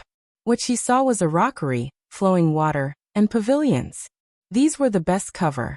It could be seen that many things in the back garden had been renovated in the past few years.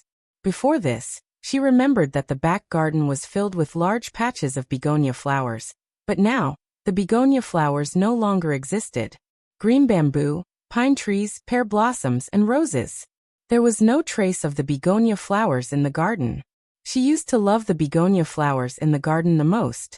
Every time the spring breeze blew, the flowers would be as pink as peaches, and the bouquets of begonia flowers would bloom proudly. At a glance, they were extremely beautiful and shocking. She did not have any preference for flowers. The only thing she liked was the begonia flowers. Chapter 28:42. Who's there? Suddenly, a man's cold voice came from behind her. Chu Ho stopped in her tracks. Her back stiffened for a moment before she suddenly turned around. A man stood behind her, looking at her back suspiciously. He felt that this woman was too unfamiliar. There weren't many women in the Gu family. There weren't many women in the business to begin with, and those who could enter the main family could be counted on one hand. Therefore, it was easy for an unfamiliar woman to suddenly barge into the Gu family's main residence to attract attention. Chu Ho glanced at him from the corner of her eyes and said casually, "What's the matter? What's your name?" The man asked again, "Why haven't I seen you in the main residence before?" "It's natural that you haven't seen me before, because I've always been by old master's side. It's natural that you don't know me." Is that so? The man was still suspicious. Recently, Gu Jinglian's attitude towards women had been indifferent. It was probably because he had too many things to worry about in the Gu family in the past few months. He couldn't be distracted at all, nor did he have the heart to be distracted. Could it be someone from the main family? Impossible. As long as it was someone from the main family, even if he wasn't familiar with them, he should have seen them before. But he had never seen this woman before. Chu Ho saw that he was extremely vigilant, so she sighed helplessly and said, "It's fine if you suspect me, but there are some things that I need you to pass to him on my behalf, okay?" "What things?" Chu Ho looked around vigilantly and sighed. "Why don't you come over and take it? This thing is easy to break." The man was completely curious. He didn't know what exactly it was. It wasn't that he didn't suspect that this fellow would play some tricks. However, he thought that this was the main residence of the Gu family, who would have the ability to cause trouble in the Gu family's territory. With such a fearless thought, the man approached her. Chu Ho put her hand into her pocket. Just as the man straightened his neck and looked over to size her up, unexpectedly, Chu Ho suddenly took out a dagger from her pocket. She turned her head abruptly and aimed the sharp end of the dagger at the man's heart, almost stabbing it ruthlessly into his chest. Puff! Blood gushed out. The man subconsciously opened his mouth and wanted to scream, but Chu Ho took a step forward and covered his mouth, then viciously dislocated his neck. The man's head tilted to the side, and he immediately fainted. However, with such injuries he would not wake up for a while.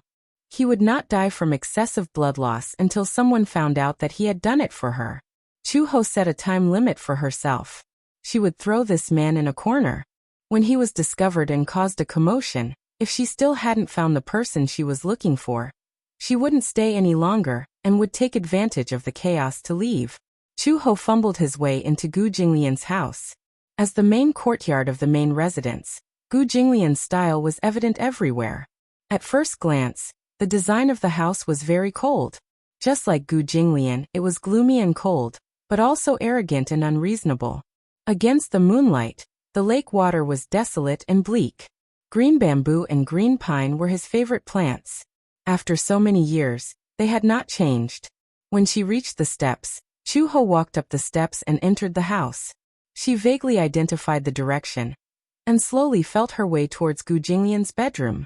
She suspected that Xiao Bao would probably be arranged to rest in his bedroom. She glanced at the time. Chapter 28:43. At this time, that man was probably still in the study. He always slept very late, and would only get out of bed at around 3 or 4 o'clock in the morning. However, he would wake up as soon as the sun rose. He would be busy the entire morning, and sleep for another 3 hours during his lunch break. This was an opportunity. If she wasn't wrong, Xiao Bao was probably sleeping soundly on his bed at this moment. Chu Ho leaned closer to the door, and carefully listened to the sounds in the room. She could faintly hear the sound of snoring. It wasn't heavy, but it wasn't light either. It was the kind of snoring that belonged to a child. This kind of snoring sound was very familiar to Chu Ho. Xiao Bao. It was Xiao Bao. He was in this room. Chu Ho was so emotional that her eyes turned red. She suddenly grabbed the door handle and twisted it gently. The room wasn't locked. She entered the room smoothly and silently locked the door. The room was very big. It was the master bedroom, a Chinese-style courtyard suite. The entire Gu residence was built in the Chinese style. Even the rooms were in the classic Chinese style. Chu Ho looked around. The furnishings in the room were slightly different from what she remembered. Indeed, the changes that 5 years brought to a person were incomparably huge. She passed through the arched door and slowly walked to the master bedroom. On the big bed, Xiao Bao's limbs were spread out. He was sleeping soundly. The weather had been a little cold for the past 2 days, and he had the habit of kicking off his blanket in the middle of the night. Probably because he had caught a slight cold, when he was sleeping soundly, snot bubbles were coming out of his small nostrils. Chu He, who was originally tense from head to toe due to her vigilance, could not help but burst into laughter at this scene. This guy, how could he sleep so peacefully? When she thought of this, she felt a little unbalanced in her heart. In order to find him, she had been obsessed with recovering as soon as possible. Now that she had taken great risks to sneak into the Gu residence, She didn't know that this little guy was sleeping peacefully here. However, the only thing that comforted her was that at least she could confirm that this stubborn little fellow had not suffered much in the Gu family. She had originally thought that this little guy was noisy. If he made Gu Jinglian uncomfortable, he would definitely not be polite to him. She did not expect that with Gu Jinglian's personality, he would be able to tolerate this fellow. She must have caused a huge ruckus at the Gu residence these past few days. This Gu Jinglian also did not deport him? Chuho didn't know whether to laugh or cry. She walked over and patted his chubby little face. With a muffled groan, she lowered her voice and said, "Xiao Bao." Wu. Chu Xiaobao was immersed in his beautiful dream. Being disturbed at this moment, he narrowed his eyes and immediately reached out to slap her hand, muttering, "Don't be noisy. La, stinking Xiaobao." Chuho was a little angry. He couldn't help but flick his face in an attempt to wake him up. It seemed that waking him up was too rough, and she felt a little sorry for him. Although Xiaobao was only 5 years old, he already had a serious temper when he woke up. When she accidentally woke him up in the middle of the night, he would sit up in bed with a dirty face. Then, he would have an expression of wanting to cry but no tears would come out. First, he would throw the pillow in frustration. Then he would cry out in dissatisfaction, as if he was venting his displeasure from being woken up. Chapter 28:44. She pinched his cheeks again, and was about to reach out to hug him when he suddenly stopped her. Behind her, an ice-cold body stuck close to her. Chuho's expression instantly stiffened. She was shocked and was about to turn around when she felt a cold and hard object pressing against her back. Based on her many years of experience, she immediately realized that this hard object was no other than a gun. She could even easily sense the cold air coming from the muzzle of the gun. Who was it? Chuho broke out in a cold sweat. There was no other reason. When she entered the room, there was no one else in the room except for Xiao Bao, who was sleeping soundly on the bed. She had locked the door just now. Even if the person could unlock it from the outside, wouldn't it make some noise? However, this person not only did not make any noise, but she also did not notice when he was standing behind her. Her vigilance was very high, and her facial features were very sensitive, but when this man stood behind her, she did not notice at all. Chuho did not dare to move, for fear that the man behind her would pull the trigger if she moved. She could not figure out this man's identity. Perhaps it was because she was too nervous that she lost the ability to make the first judgment when it came to strangers. However, after a moment of calmness, she suddenly smelled a faint fragrance. The fragrance of orchids? It was a somewhat familiar fragrance. Just as she was trying to figure out this man's identity, Gu Jinglian's cold voice sounded above her head. "I thought you wouldn't come." Chuho's body suddenly trembled. This voice had been her curse for countless nights.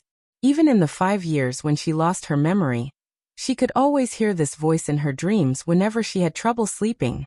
It was like a demon, bewitching her heart. It was him. Gu Jinglian. Chuhi sucked in a breath of cold air and her back stiffened. "It's you? Why can't it be me?"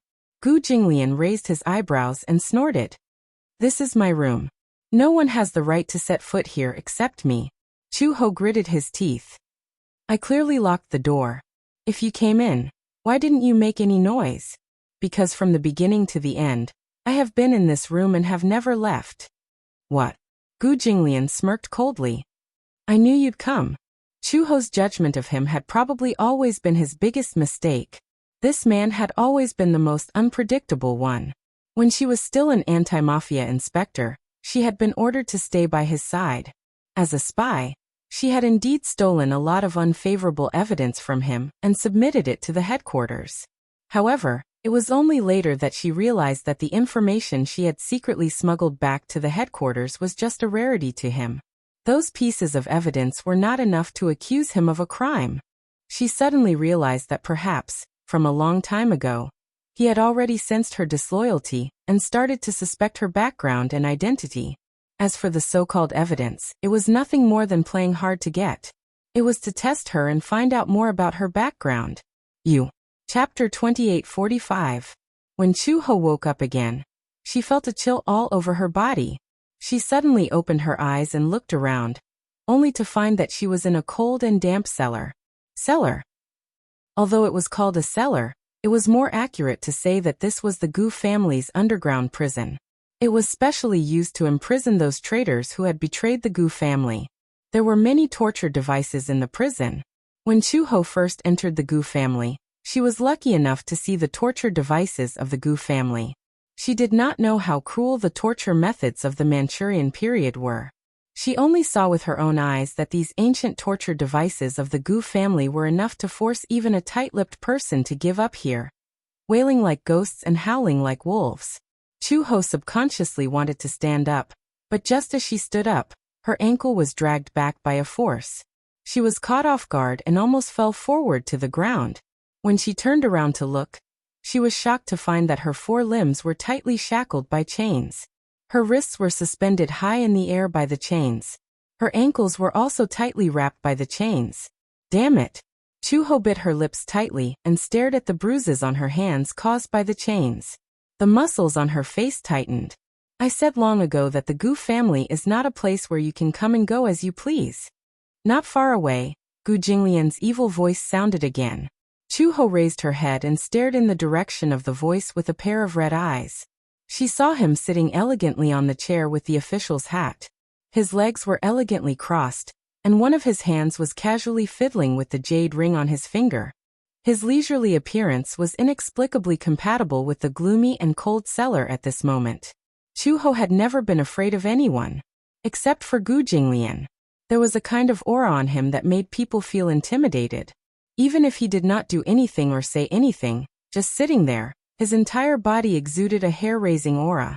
Especially the coldness that flashed by the corners of his almond-shaped eyes. It was really frightening. If Gu Jinglian was to be described as an animal, it must be a cold-blooded creature like a snake.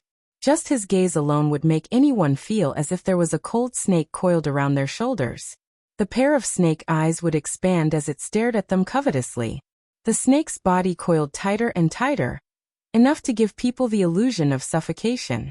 At this moment, Gu Jinglian's eyes fell on her body. Chu-ho's breath gradually rose and fell violently, unable to calm down. "What do you want?" Chu-ho asked through gritted teeth. "How dare you barge into the Gu residence alone?" The corners of Gu Jinglian's lips curled up coldly as he slowly retorted. "I'm the one who should be asking you what you want. My goal is very clear." Chu-ho did not beat around the bush and simply negotiated with him. He said word by word. "I'm here to bring Xiaobao away." "Xiaobao is my son." Gu Jinglian calmly revealed the truth. Chu-ho was stunned, then sneered coldly. "This is my son. My blood flows in his body. Similarly, my blood flows in his body too." After Gu Jinglian finished speaking, his brows furrowed slightly, as if he was a little conflicted. "We seem to have a dispute over custody rights. Listen, I can let you go, but I have a condition." Chapter 2846. Gu Jinglian slowly got up, walked to Chu-ho's side, and knelt down on one knee. Chu-ho couldn't help but be attracted by a piece of paper in his hand. She didn't know when, but there was an agreement in his hand. He spread the agreement on the ground and slowly pushed it in front of her. He said meaningfully, "Sign this agreement and I'll let you go." "What is this?" Chu-ho was bewildered. How could this man be so kind as to let her go? What was this so-called agreement about? She didn't even have to think about it. It probably wasn't a good agreement. Gu Jinglian saw that she was sizing him up. His lips curled up coldly, and he said almost cruelly, "I've already drafted this agreement, but I still need you to sign it for it to be valid." "What exactly is this agreement?" Chu-ho looked him straight in the eye. "If you sign it, the agreement about you giving up Xiaobao's custody rights will officially take effect." As Gu Jinglian spoke, he gently pushed the Indonesian agreement that his subordinate had presented to her. "It's not enough to just sign it. You also need to put your fingerprint on it." "Gu Jinglian." Chu-ho gritted her teeth and roared. "Don't even think about it. Xiaobao is my son. Don't even think about taking him away from me." "You're not willing?" Gu Jinglian's voice suddenly turned cold. His gaze was no longer as gentle as before. A few cold rays burst from the corners of his eyes, and there was a hint of threat. "I won't sign this agreement," Chu-ho said resolutely. "He's my flesh and blood. You're giving me this lousy piece of paper, and using my freedom to threaten me to give up Xiaobao's custody rights? Don't you think it's ridiculous? Dream on. TSK. Gu Jinglian was a little annoyed by her yelling. He frowned coldly and sized her up a few times. He lamented, Red Lotus, compared to 5 years ago, you don't seem to have changed at all.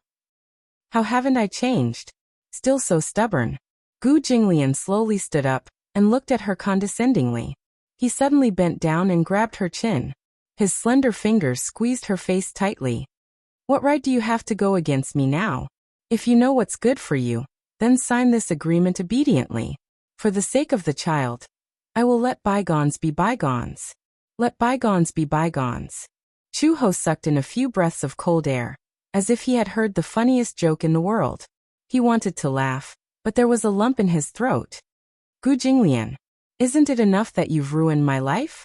I will never allow you to ruin Xiaobao's life again. I ruined your life. Gu Jinglian looked at him expressionlessly. Red Lotus, you're the one who ruined your life, not me.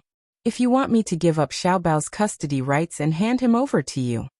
Chu Ho's chest heaved up and down for a while.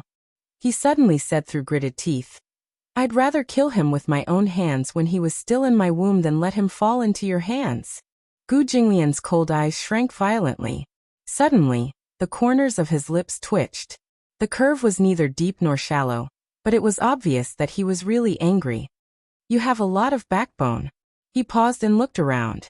Then his gaze fell on the torture equipment at the side. He sneered and said, I'd like to see how long your backbone can last. Chapter 2847. After leaving these cold words, Gu Jinglian swaggered off, leaving Chu Ho alone in the cellar. She was chained up in the cold, hopeless and dark. Gu Jinglian left this order only if she was willing to relent and sign the agreement.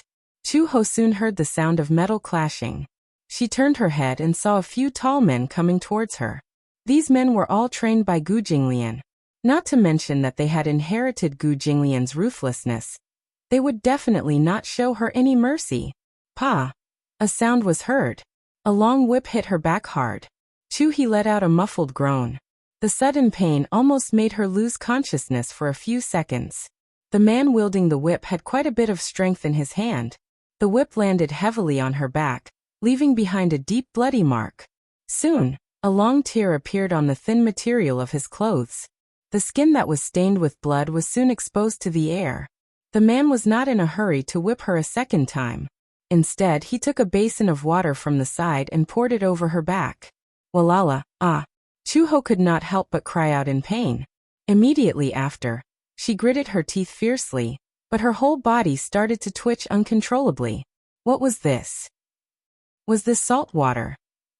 The brand new wound that was caused by the whip was suddenly soaked in salt water. This kind of pain made her mind blank. Chu Ho gritted her teeth. She gritted her teeth and her gaze fell on the agreement spread out in front of her. It was already wet with salt water. Xiaobao's innocent smile could not help but appear in front of her eyes. Her heart suddenly tightened. Slap. Another lash landed heavily on her back. Chu Ho groaned in pain. Even the muscles on her face could not help but twitch. This kind of pain, even if she gritted her teeth, was not something that could be easily overcome with a few words.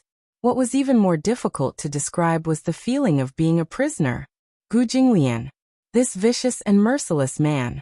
She had never thought that this man would use such a cruel method to try and take Xiaobao away from her. Impossible. She would never let go. It was even more impossible for him to sign such a humiliating contract. Pa! Ah! Chu Ho finally couldn't hold it in any longer. He cried out in pain, his voice hoarse. Perhaps it was because she had just undergone a major surgery and was anxious to find Xiaobao, so she tried her best to recover. In fact, she had not fully recovered. At this moment, with her old illness and new injuries, she fainted from the pain. Chu Ho's vision went black. His body leaned forward and fell face first onto the ground. Fainted. The man with the whip was surprised. Don't tell me he died from the collision? Another person stepped forward and kicked her a few times, but there was no reaction. It had only been 3 lashes, but he had already fainted. When he saw that this woman's mouth was so tough, he wondered how capable she was. However, this was also within reason. Don't underestimate these 3 lashes. A normal person would not be able to survive even 1 lash. However, she had endured 3 lashes. This was already not simple. Moreover, he had used a lot of strength and did not hold back.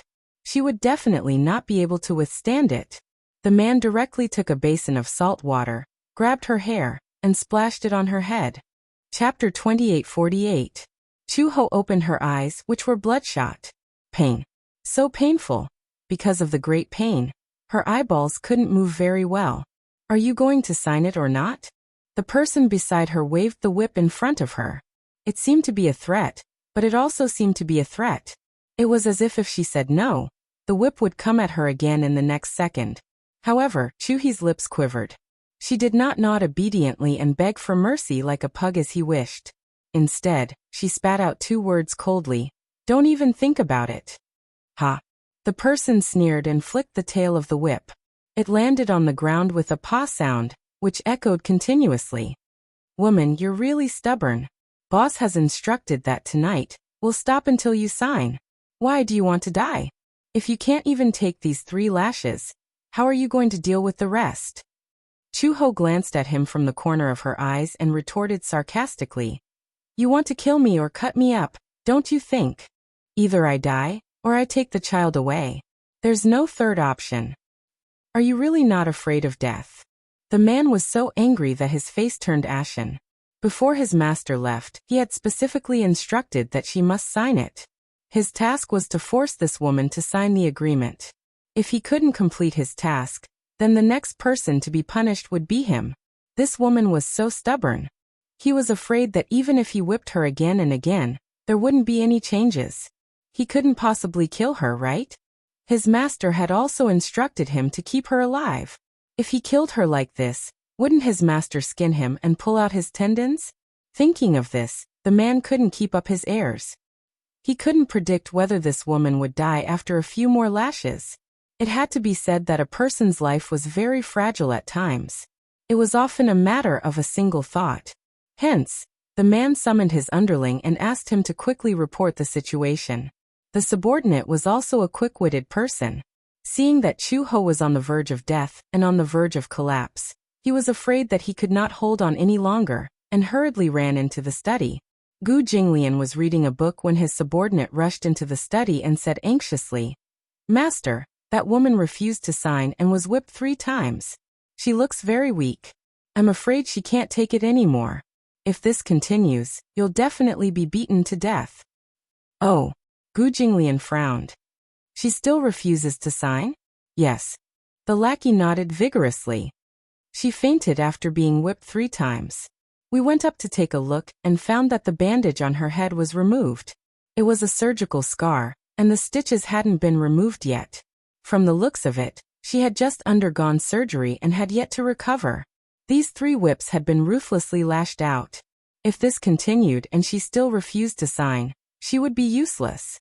If this goes on, someone will die. Gu Jinglian clenched his fists in anger. She's really stubborn. I'm afraid it's because of her maternal instincts. The lackey sighed. After all, asking a mother to give up her child's custody is crueler than any torture. Are you speaking up for her? Gu Jinglian glanced at him suspiciously. He immediately defended himself. It's no use. It's just that. I feel that this girl is quite pitiful. She's a little stubborn, but it's hard to dislike her. Chapter 28:49. Yes, the underling lowered his head in grievance. Observing his expression, he carefully probed. Then, Master, do you think we should continue? Just as Gu Jinglian was hesitating, Chu Xiaobao's cries suddenly came from the master bedroom. He suddenly got up and walked into the bedroom with a guarded expression. When he turned on the wall lamp, he saw that Xiaobao had woken up from his dream. He sat on the bed, hugging the blanket and sobbing pitifully. He must have dreamed of something scary. So when he woke up, he was so scared that he wailed loudly. He used the blanket to wipe his tears as he sobbed. Gu Jinglian walked over and sat on the side of the bed. He asked in a low voice, Why are you crying? Xiaobao. Xiaobao dreamed of mommy. Chu Xiaobao rubbed his wet eyes and sobbed. Xiaobao dreamed that mommy was standing by the bed and touching my face. But I don't know what happened, but in the blink of an eye, she disappeared. I chased after her, and realized that she was walking away without looking back. No matter how I called her, she didn't seem to hear me. She didn't even turn around to look at me. Speaking of the pain, Chu Xiaobao cried even more pitifully. I chased after her with all my might, but it felt like the road was so long that I couldn't catch up. She didn't even look back and walked further and further away. When I opened my eyes, I realized that I was back on the bed. Sob, sob, sob. Does mommy not want me anymore? Does she not want me anymore? Gu Jinglian frowned. What was that saying again? It was called, Mother and son are connected by heart. In the past, he had thought that this saying sounded too pretentious. But now he had seen it for himself. Mother and son were connected by heart. It was really strange. He immediately opened his mouth and said something that wasn't really coaxing. His tone was still gentle. You're dreaming, Uncle. Chu Xiaobao immediately cried out. A huge sense of unease engulfed him. Will mommy really not want me anymore? If she doesn't want you, then she doesn't want you. Gu Jinglian immediately expressed his stance. Uncle wants you. Woo. No. Chu Xiaobao cried even harder. Mommy, you can't abandon me. Why do you keep saying Mom? Can't you follow Uncle? Gu Jinglian was a little unhappy. This was a terrible feeling. He didn't realize that he cared a lot about what the child thought of him. However, it was obvious that in Xiaobao's heart, Chu Ho's position was more important. Naturally, he was dissatisfied. Chu Xiaobao muttered, You're not my father. He opened his mouth, but the words I'm your father didn't come out. Due to his pride, it was impossible for him to admit defeat to a child. Thus he changed the topic and asked, How am I not? Mom didn't say you were. Chu Xiaobao acted like a mommy's boy. If mommy says you are, then you are. If mommy says you aren't, then you aren't. Gu Jinglian was so angry that his face darkened. This child was only 5 years old, but he was already so biased towards that woman. How could this be? However, he didn't think about it in another way. Since this child was born, he and Chu Ho had depended on each other. If he didn't stick to Chu Ho, who else could he stick to? This nominal father of his had left a very bad impression in his heart at first. It couldn't be helped that the child didn't want to get close to him. But who was Gu Jinglian? Chapter 2850. Chu Xiaobao was crying for his mother, and even Uncle Fu couldn't coax him. Gu Jinglian couldn't take it anymore and shouted, Don't cry. If you cry again, you won't be able to see her again. Chu Xiaobao sobbed and asked innocently, If I don't cry, can I see my mother? As long as you don't cry. Chu Xiaobao immediately nodded. Okay. Xiaobao won't cry. It was a promise. Gu Jinglian walked out of the bedroom and immediately ordered, Go and clean that woman up. Uncle Fu was confused when he heard this. He had just heard that an audacious woman had barged into the Gu residence. Old Master had sent this woman to the cellar. He had heard that this woman was Xiaobao's biological mother, but he hadn't had the time to find out the whole story. The woman you're talking about, could it be that you're referring to the woman you locked in the cellar? Yes. Gu Jinglian said with disgust. Xiaobao is crying for his mother. Go and clean her up. Don't get her covered in blood. Yes, I got it. Uncle Fu trembled in fear as he responded. He watched as Gu Jinglian left the room. He didn't know where he was going. Naturally, he didn't dare to ask about his whereabouts. On the way to the cellar, Uncle Fu's imagination ran wild. He wondered what kind of woman could be pregnant with Old Master's child. It should be a beautiful woman, right? Old Master kept a close eye on women. The contraceptive measures were well taken, and such things would never happen. Old Master had a bad temper, and he didn't have much patience for women. This character wasn't born this way, but had been cultivated in the Gu family since he was young. The violent environment had instilled in him an extremely sinister and perverse character. However, Uncle Fu knew that Old Master's nature wasn't bad, but he had always been the one to call the wind and summon the rain. He was used to being spoiled. If he wanted the moon in the sky, no one would dare to pluck the stars for him. Just like that, he became a man of his word. His personality was very cold, or perhaps he had a soft side, but he was stingy with his words. He would never allow himself to show too much tenderness. Firstly, it was because of his identity. He was the supreme leader of the Gu clan. As the head of the Gu clan, he had to conform to the image of this identity. Secondly, there were many pairs of eyes in the Gu family watching them closely. Just like the leader of a pride. Only by becoming the most ruthless could he be respected by everyone. However, he was still a mortal after all. In the end, he revealed his soft-hearted side. When he walked to the cellar, the few people guarding Chu-Ho saw that he had arrived. It was as if they had been granted amnesty. "Uncle Fu, you're here? What did Master say? How are they?" Uncle Fu asked first.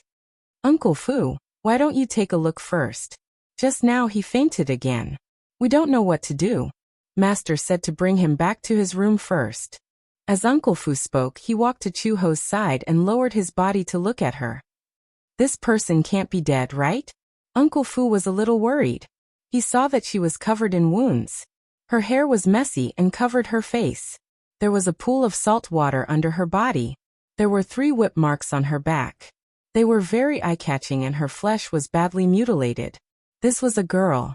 Why was she so heavy-handed? She's still breathing, but I was a little too heavy-handed just now. I don't know. As he spoke, Uncle Fu had already flipped her over. It didn't matter if she didn't flip over. Chapter 28:51. It didn't matter if she didn't turn over. When she turned over, Uncle Fu was shocked. Red Lotus. He blurted out the name in shock. How could it be her? Or was she Xiao Bao's biological mother? Uncle Fu had a deep impression of this name. 5 years ago, Red Lotus had a high status in the Gu family. There was no other reason than that she was the closest person to Gu Jinglian in the entire Gu family, other than him. How could this be? How could Old Master allow Red Lotus to be pregnant with his child? Moreover, Red Lotus was an undercover agent of the Interpol. She was a traitor of the Gu family. Old Master would never allow her to live. It was unbelievable. He looked at the mess on her body again. Beside her hand, there was a letter of confirmation wet with salt water. Uncle Fu picked it up and looked at it again and again. It was a letter of confirmation about giving up custody of Xiao Bao Chu. Old Master has instructed us to use whatever method we have until she signs it. The person beside him immediately explained. But we've already used up all our methods. This woman is very stubborn. Even in this state, she hasn't given in. Her character is indeed like that. Uncle Fu was not surprised. All right, let's not talk about anything else. Let's carry her into the guest room first. She's so dirty. Are we going to carry her into the room directly? This is Old Master's order. Uncle Fu snorted coldly. Are you doubting my words? No. Since it's Old Master's order, shouldn't we do as he says? His subordinates did not dare to delay and immediately carried her away. Uncle Fu sent a few maids into the room. One of them was responsible for removing Chu-Ho's clothes, while the other was responsible for cleaning her body and disinfecting the wounds on her body. A doctor came and examined her. He was so shocked that he kept shaking his head. Uncle Fu immediately asked what had happened. However, the doctor said, "This girl just had an operation." What? Look at the gauze on her head. Do you see this scar? I haven't put it away properly. I haven't even removed the thread yet. The doctor paused for a moment and shook his head helplessly. The old injury plus the new injury has greatly damaged his vitality. I'm afraid he won't be able to get out of bed for at least half a month. So serious. Uncle Fu was shocked. Yes. The doctor nodded his head heavily. This lady had surgery on her head.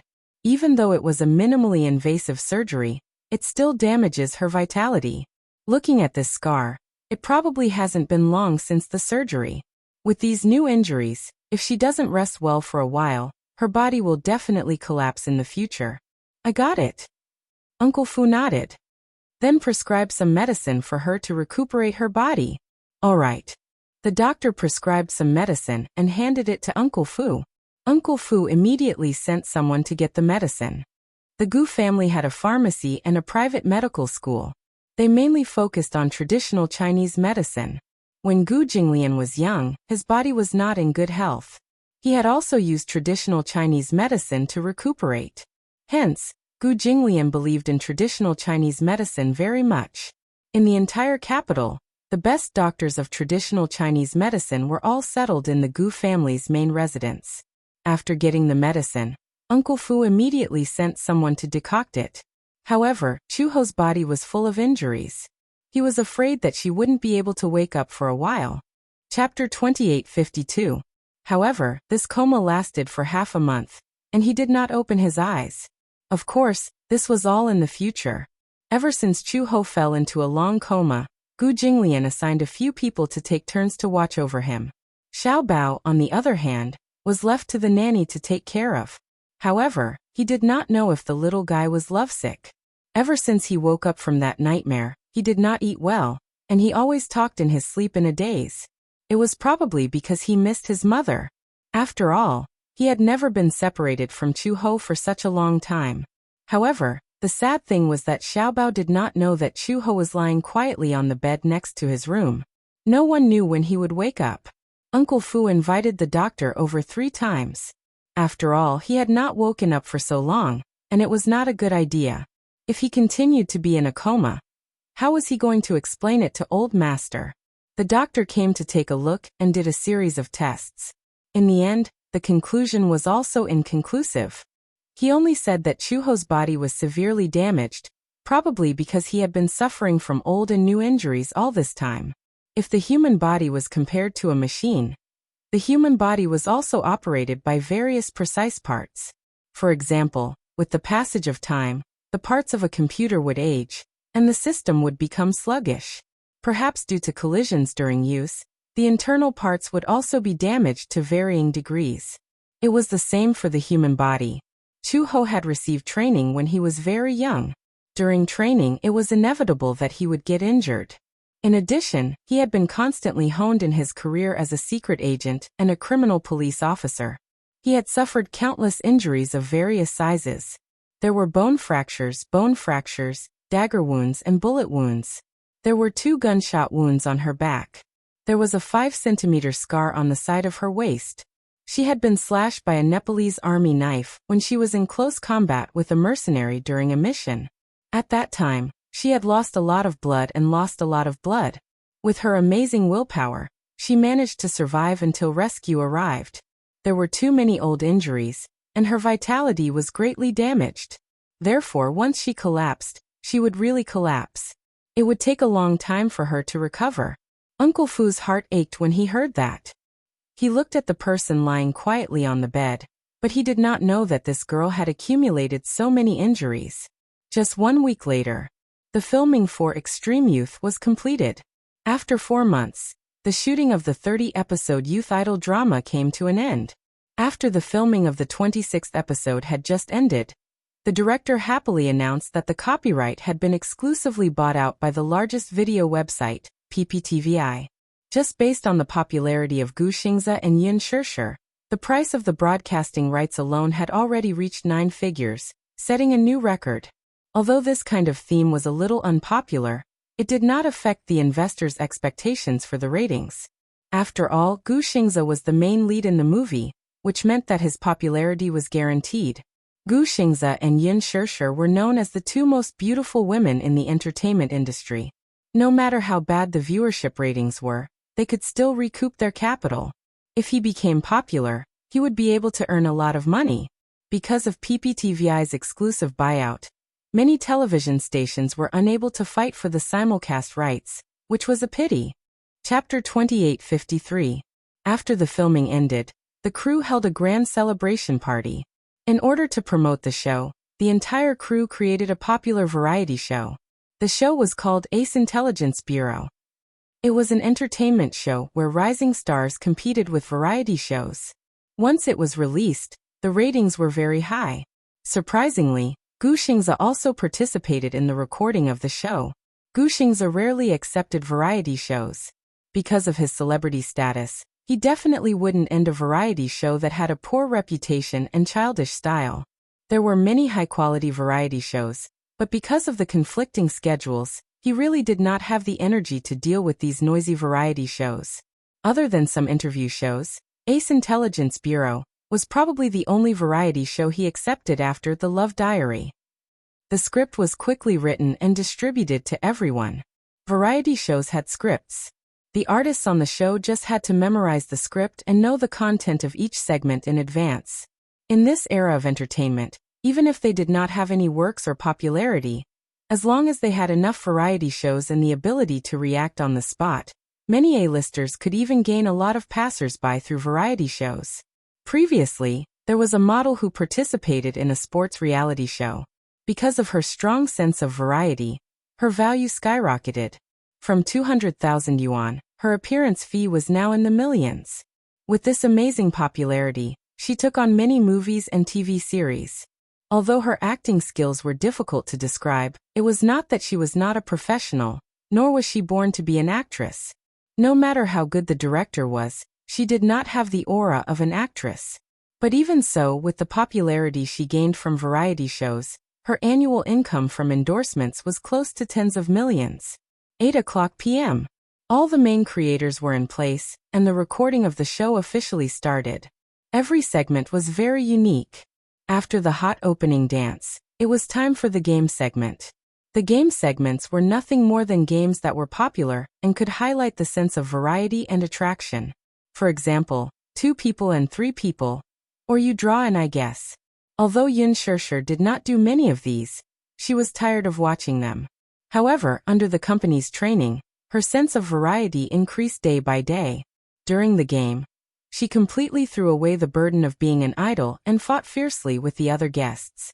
One of the games was to wear a special sumo suit and play sumo in a place similar to an arena. Yun Shirshir was wearing a bloated fighting suit. She and Hua Jin were on the same team as Gu Xingze and another female host. She discussed it with Hua Jin and decided to work together to get rid of Gu Xingze. Hence, Hua Jin was in charge of charging forward. With a roar, he charged towards Gu Xingze, who was also wearing a sumo suit, like cannon fodder. Wow!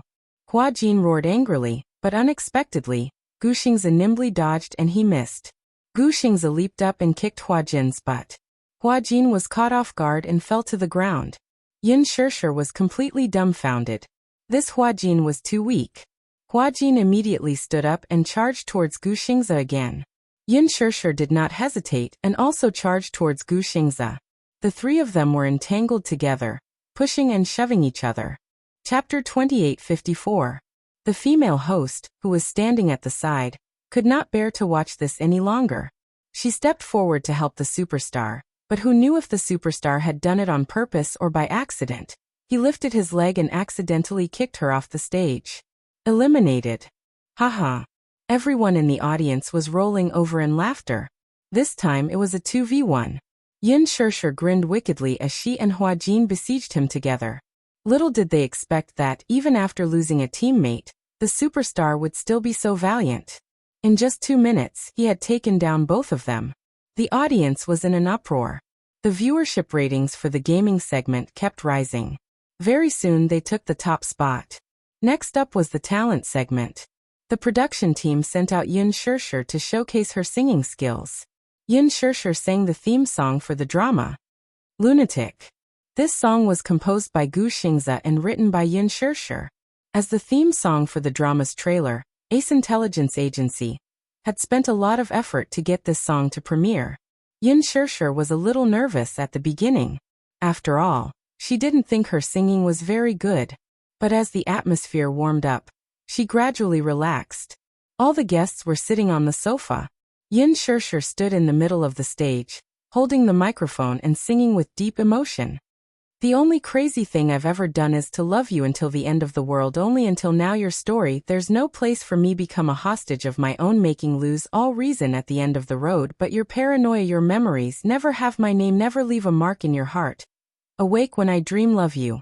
I'm a lunatic missing you. I miss you, hate you. I'm a lunatic, but my heart hurts, you don't understand, I'm afraid it's too late, love you one more time, how lucky am I to meet you in my lifetime.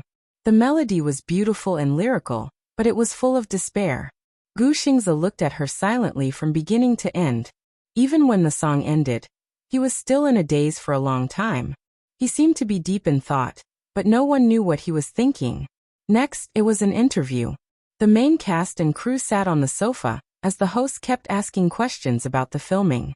Halfway through the conversation, the host suddenly turned to Gu Xingze and asked curiously, Xingze, you haven't been acting in TV dramas these years. Extreme Youth is probably your first comeback project after 2 years of absence from the TV industry, right?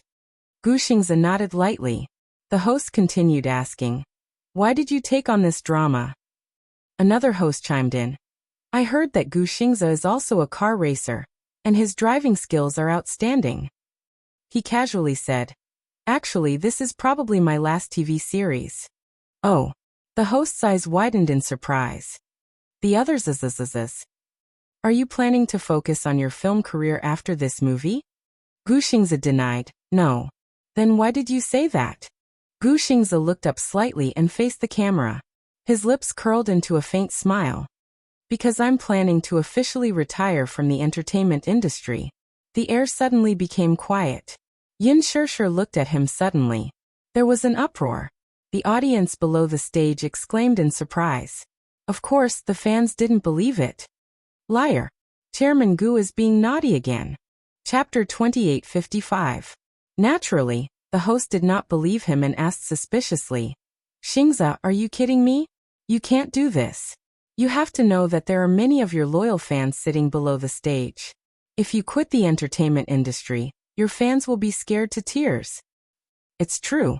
Gu Xingze said calmly. In the 10 years since my debut, I have indeed won a lot of glory, but I think it's time to put an end to my 10 years.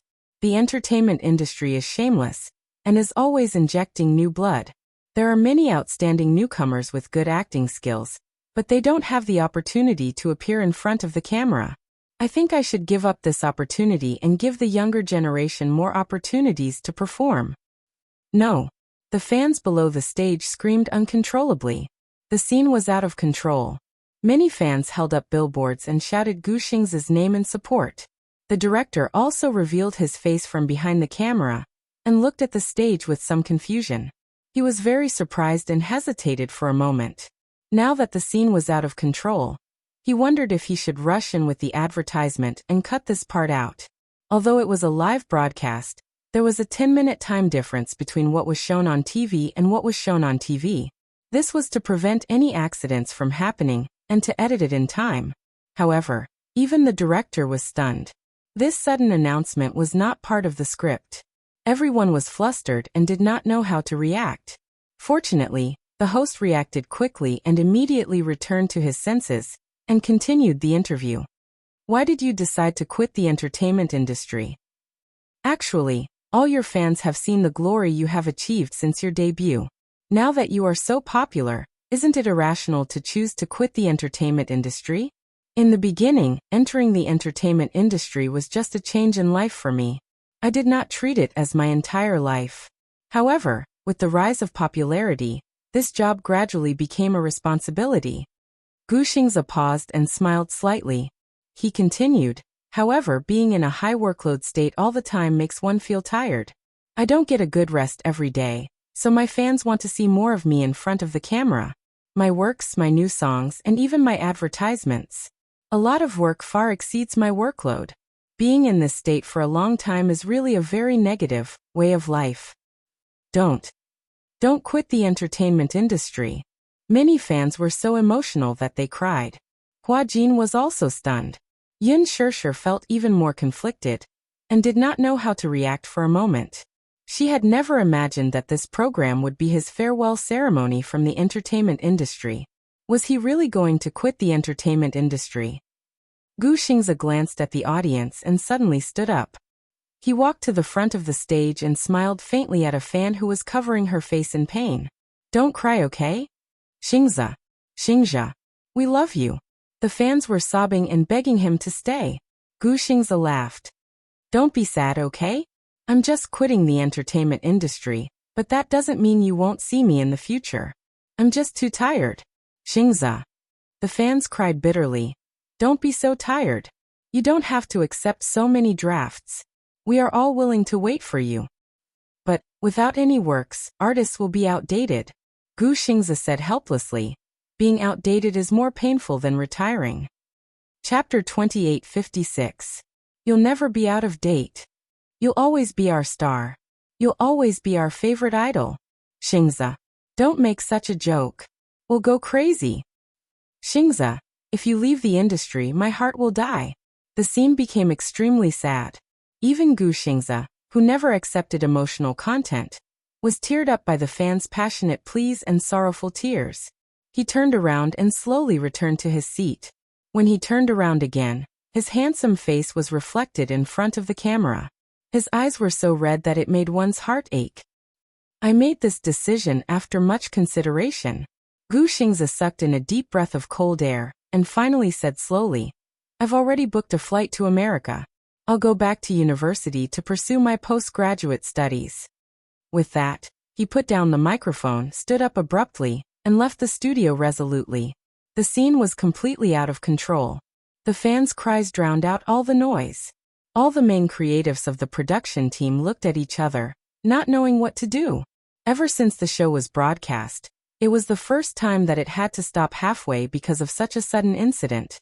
On Weibo, netizens uploaded the edited footage of Gu Xingzi's official announcement of his retirement from the entertainment industry. It quickly caused a lot of heated discussion. Gu Xingzi announces his retirement from the entertainment industry. Gu Xingzi's era is over. Gu Xingzi's retirement from the entertainment industry has a hidden reason? Gu Xingzi is unwell and announced his retirement from the entertainment industry to recuperate in America. On the internet, the fans were in an uproar because of this matter. Gu Xingzi's latest Weibo post was quickly pushed to the top of the trending list. Many fans left comments to persuade their idol to stay. Many of them had become Gu Xingzi's fans since they were in school. Until now, some of them had become moms, and some of them had matured and grown up. Gu Xingzi had debuted for 10 years, and their fans had been around for 10 years. From the popular newbie, when he first debuted to the Triphibian Heavenly King now, the name Gu Xingzi was the youth of many people. One could imagine how much of a shock this news was to Gu Xingzi's diehard fans. It was too sudden. He was not mentally prepared at all. This was like bad news. How painful was that? Many fans who chased after celebrities could empathize with them. When the entire cast and crew returned home, Yun Shishir noticed that Gu Xingzi had quietly left the cast and crew's group chat. She immediately called Qin Zhou. Qin Zhou picked up the phone and talked about this matter. Qin Zhou helplessly said that he also just found out about it. Without any warning, Gu Xingzi announced his withdrawal and did not mention it to anyone. Even a close friend like Qin Zhou had never mentioned it to him. Why are you suddenly saying that you want to quit the entertainment industry? Yun Shishir was puzzled. What's going on? After I found out about this, I kept calling him, but I couldn't get through. Could something have happened? Yun Shishir could not help but worry.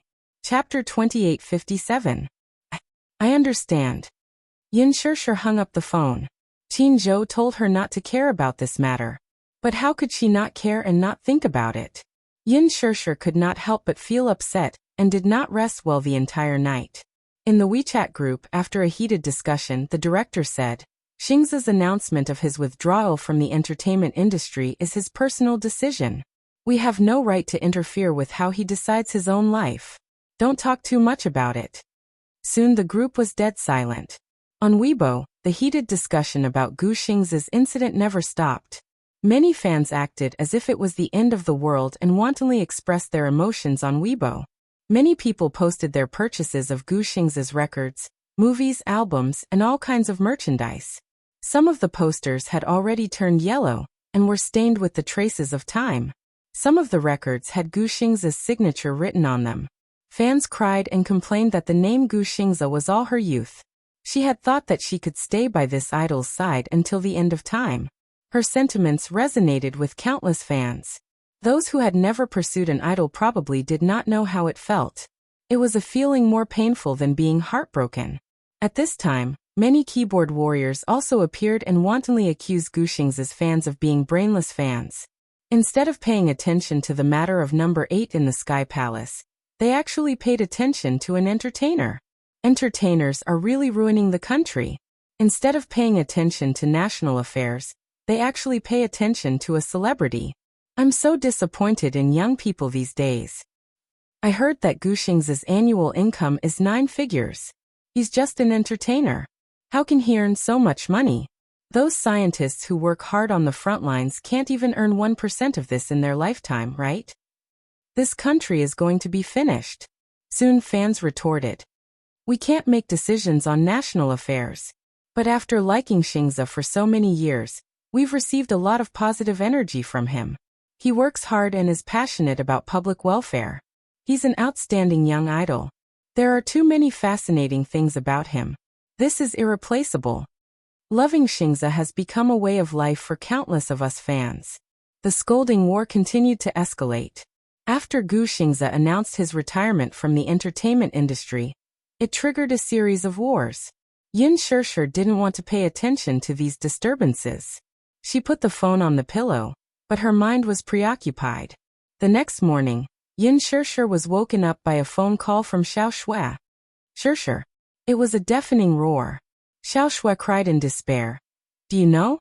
Xingzi announced his withdrawal from the entertainment industry. Woo woo woo woo. What should I do? What should I do? I'm heartbroken. Just as Qin Zhou had predicted, Gu Xingzi held a grand press conference at 9 o'clock in the morning in the conference room of the five-star hotel. In front of the camera, Gu Xingzi stood on the rostrum with a calm expression. The flashlights flashed, illuminating his face with white light.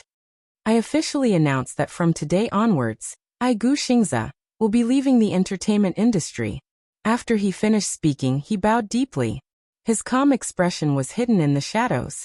The press conference was broadcasted live on different video websites. The television stations took turns to broadcast it and reported it seriously. Gu Xingzi's calm and handsome face was projected on the big screen in the mall. Chapter 2858. Many fans gathered under the big screen. When they heard this news, they covered their mouths and choked. This was probably the most morale day in the entertainment industry. 2 days after the press conference, this matter was still fermenting. Because of Gu Xingzi's matter, extreme youth suddenly became the center of attention. When the entire production team was doing promotions, only Gu Xingzi was absent. In the face of the media's questions, all the topics revolved around Gu Xingzi's name. The entire production team was very embarrassed. All the media was targeting a lead actor who was no longer participating in any promotions. This was the most frustrating thing. There were some questions that they also wanted to answer, but what exactly were the answers? Why did Gu Xingzi quit the entertainment industry? Even they did not have an answer. The director kept repeating, "Please don't ask questions that have nothing to do with the production." I'm sorry, I don't know. However, the media seemed to want to get to the bottom of it. Backstage, the director almost flew into a rage. Gu Xingzi, why are they all asking questions about him? It's not like we can interfere with a decision like quitting the entertainment industry. We have no way of knowing the reason for quitting. These media outlets really have no standards at all. When Yin Shishir heard this, her heart sank. Gu Xingzi's fans are too much. Isn't it just quitting the entertainment industry? It's like they're crying at a funeral. Look at those brainless fans at the venue. It's as if I'm the one who forced Gu Xingzi to quit. It's so annoying. When Hua Jin heard the director's words, he felt a little uncomfortable. Crying at a funeral? Director, do you have to say such harsh words? Am I not telling the truth? The director was really angry. Why are you sticking up for him? I think it's unreasonable and too much for you to say that about Senior Xingzi's fans. Hua Jin said. Perhaps Xingzi has long had the idea of quitting the entertainment industry because of his health. When we were filming the show that day, I could tell that he didn't look too good. However, even if he wanted to quit the industry, it would have been after filming all the scenes and when the production team was wrapping up. His withdrawal from the industry had indirectly helped the production team gain popularity.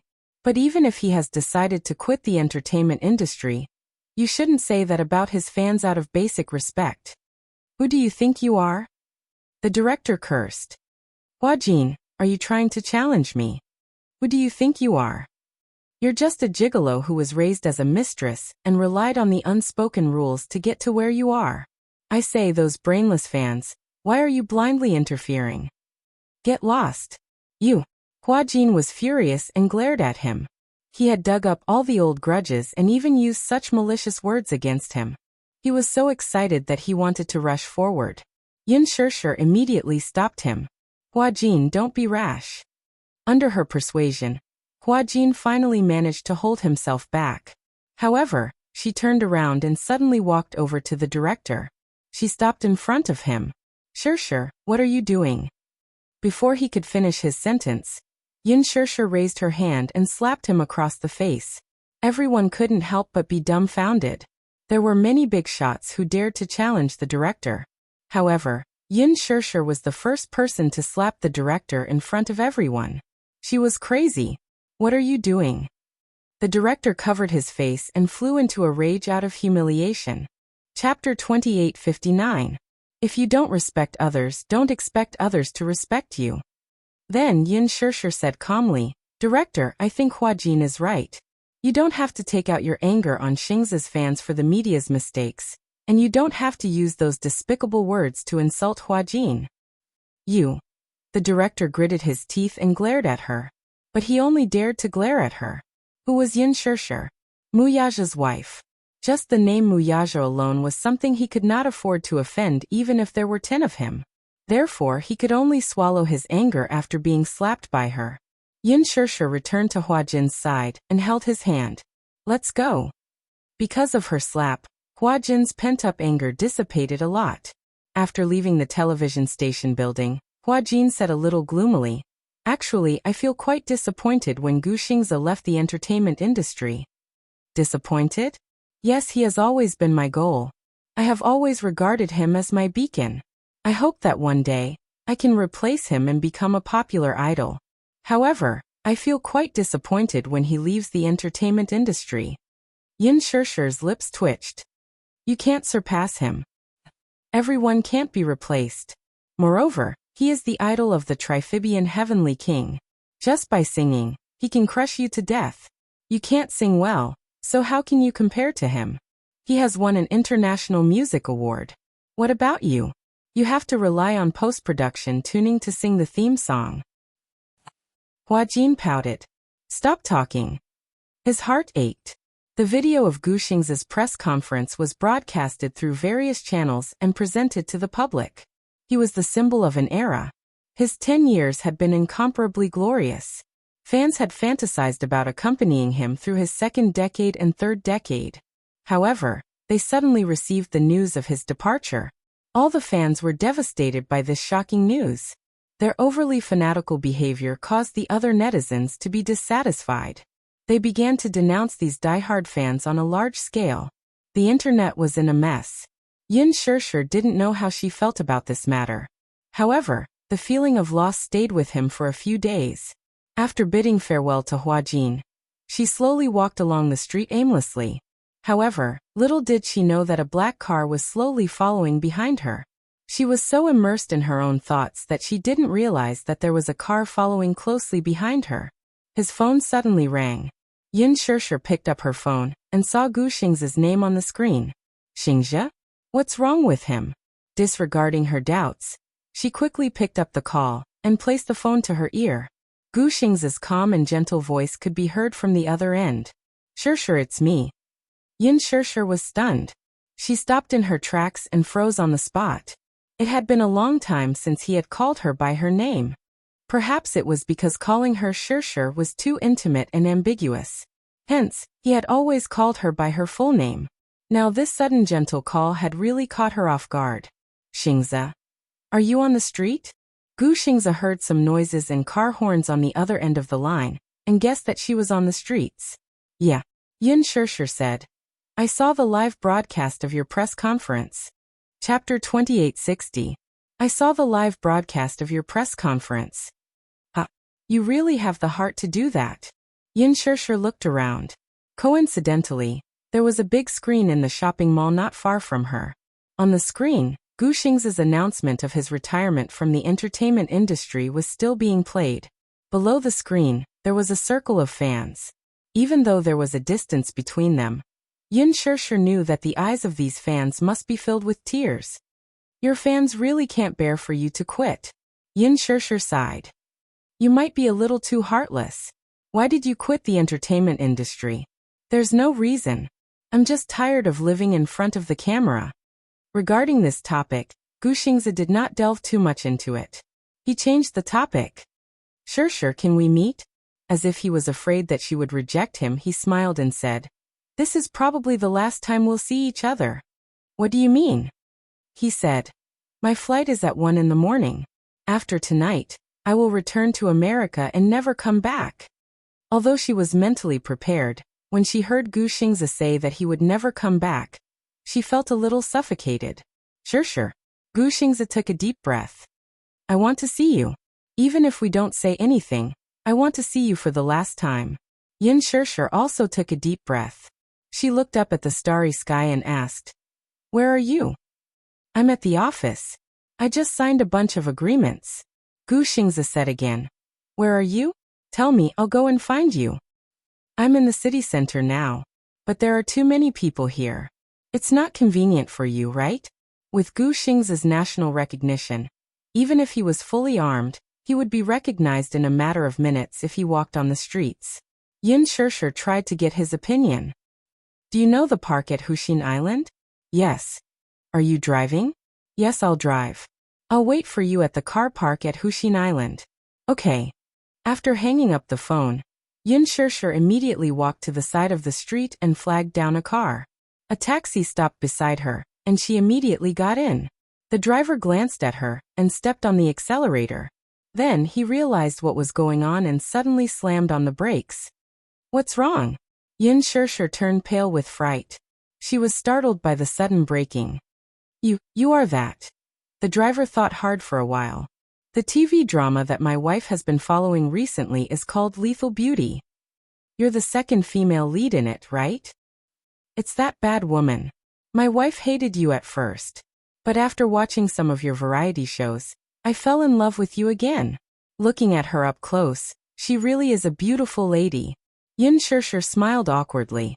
I didn't expect my luck to be so good today. I picked up a superstar. Superstar, can I have your autograph? Okay, but you have to drive me to my destination first. Oh, okay.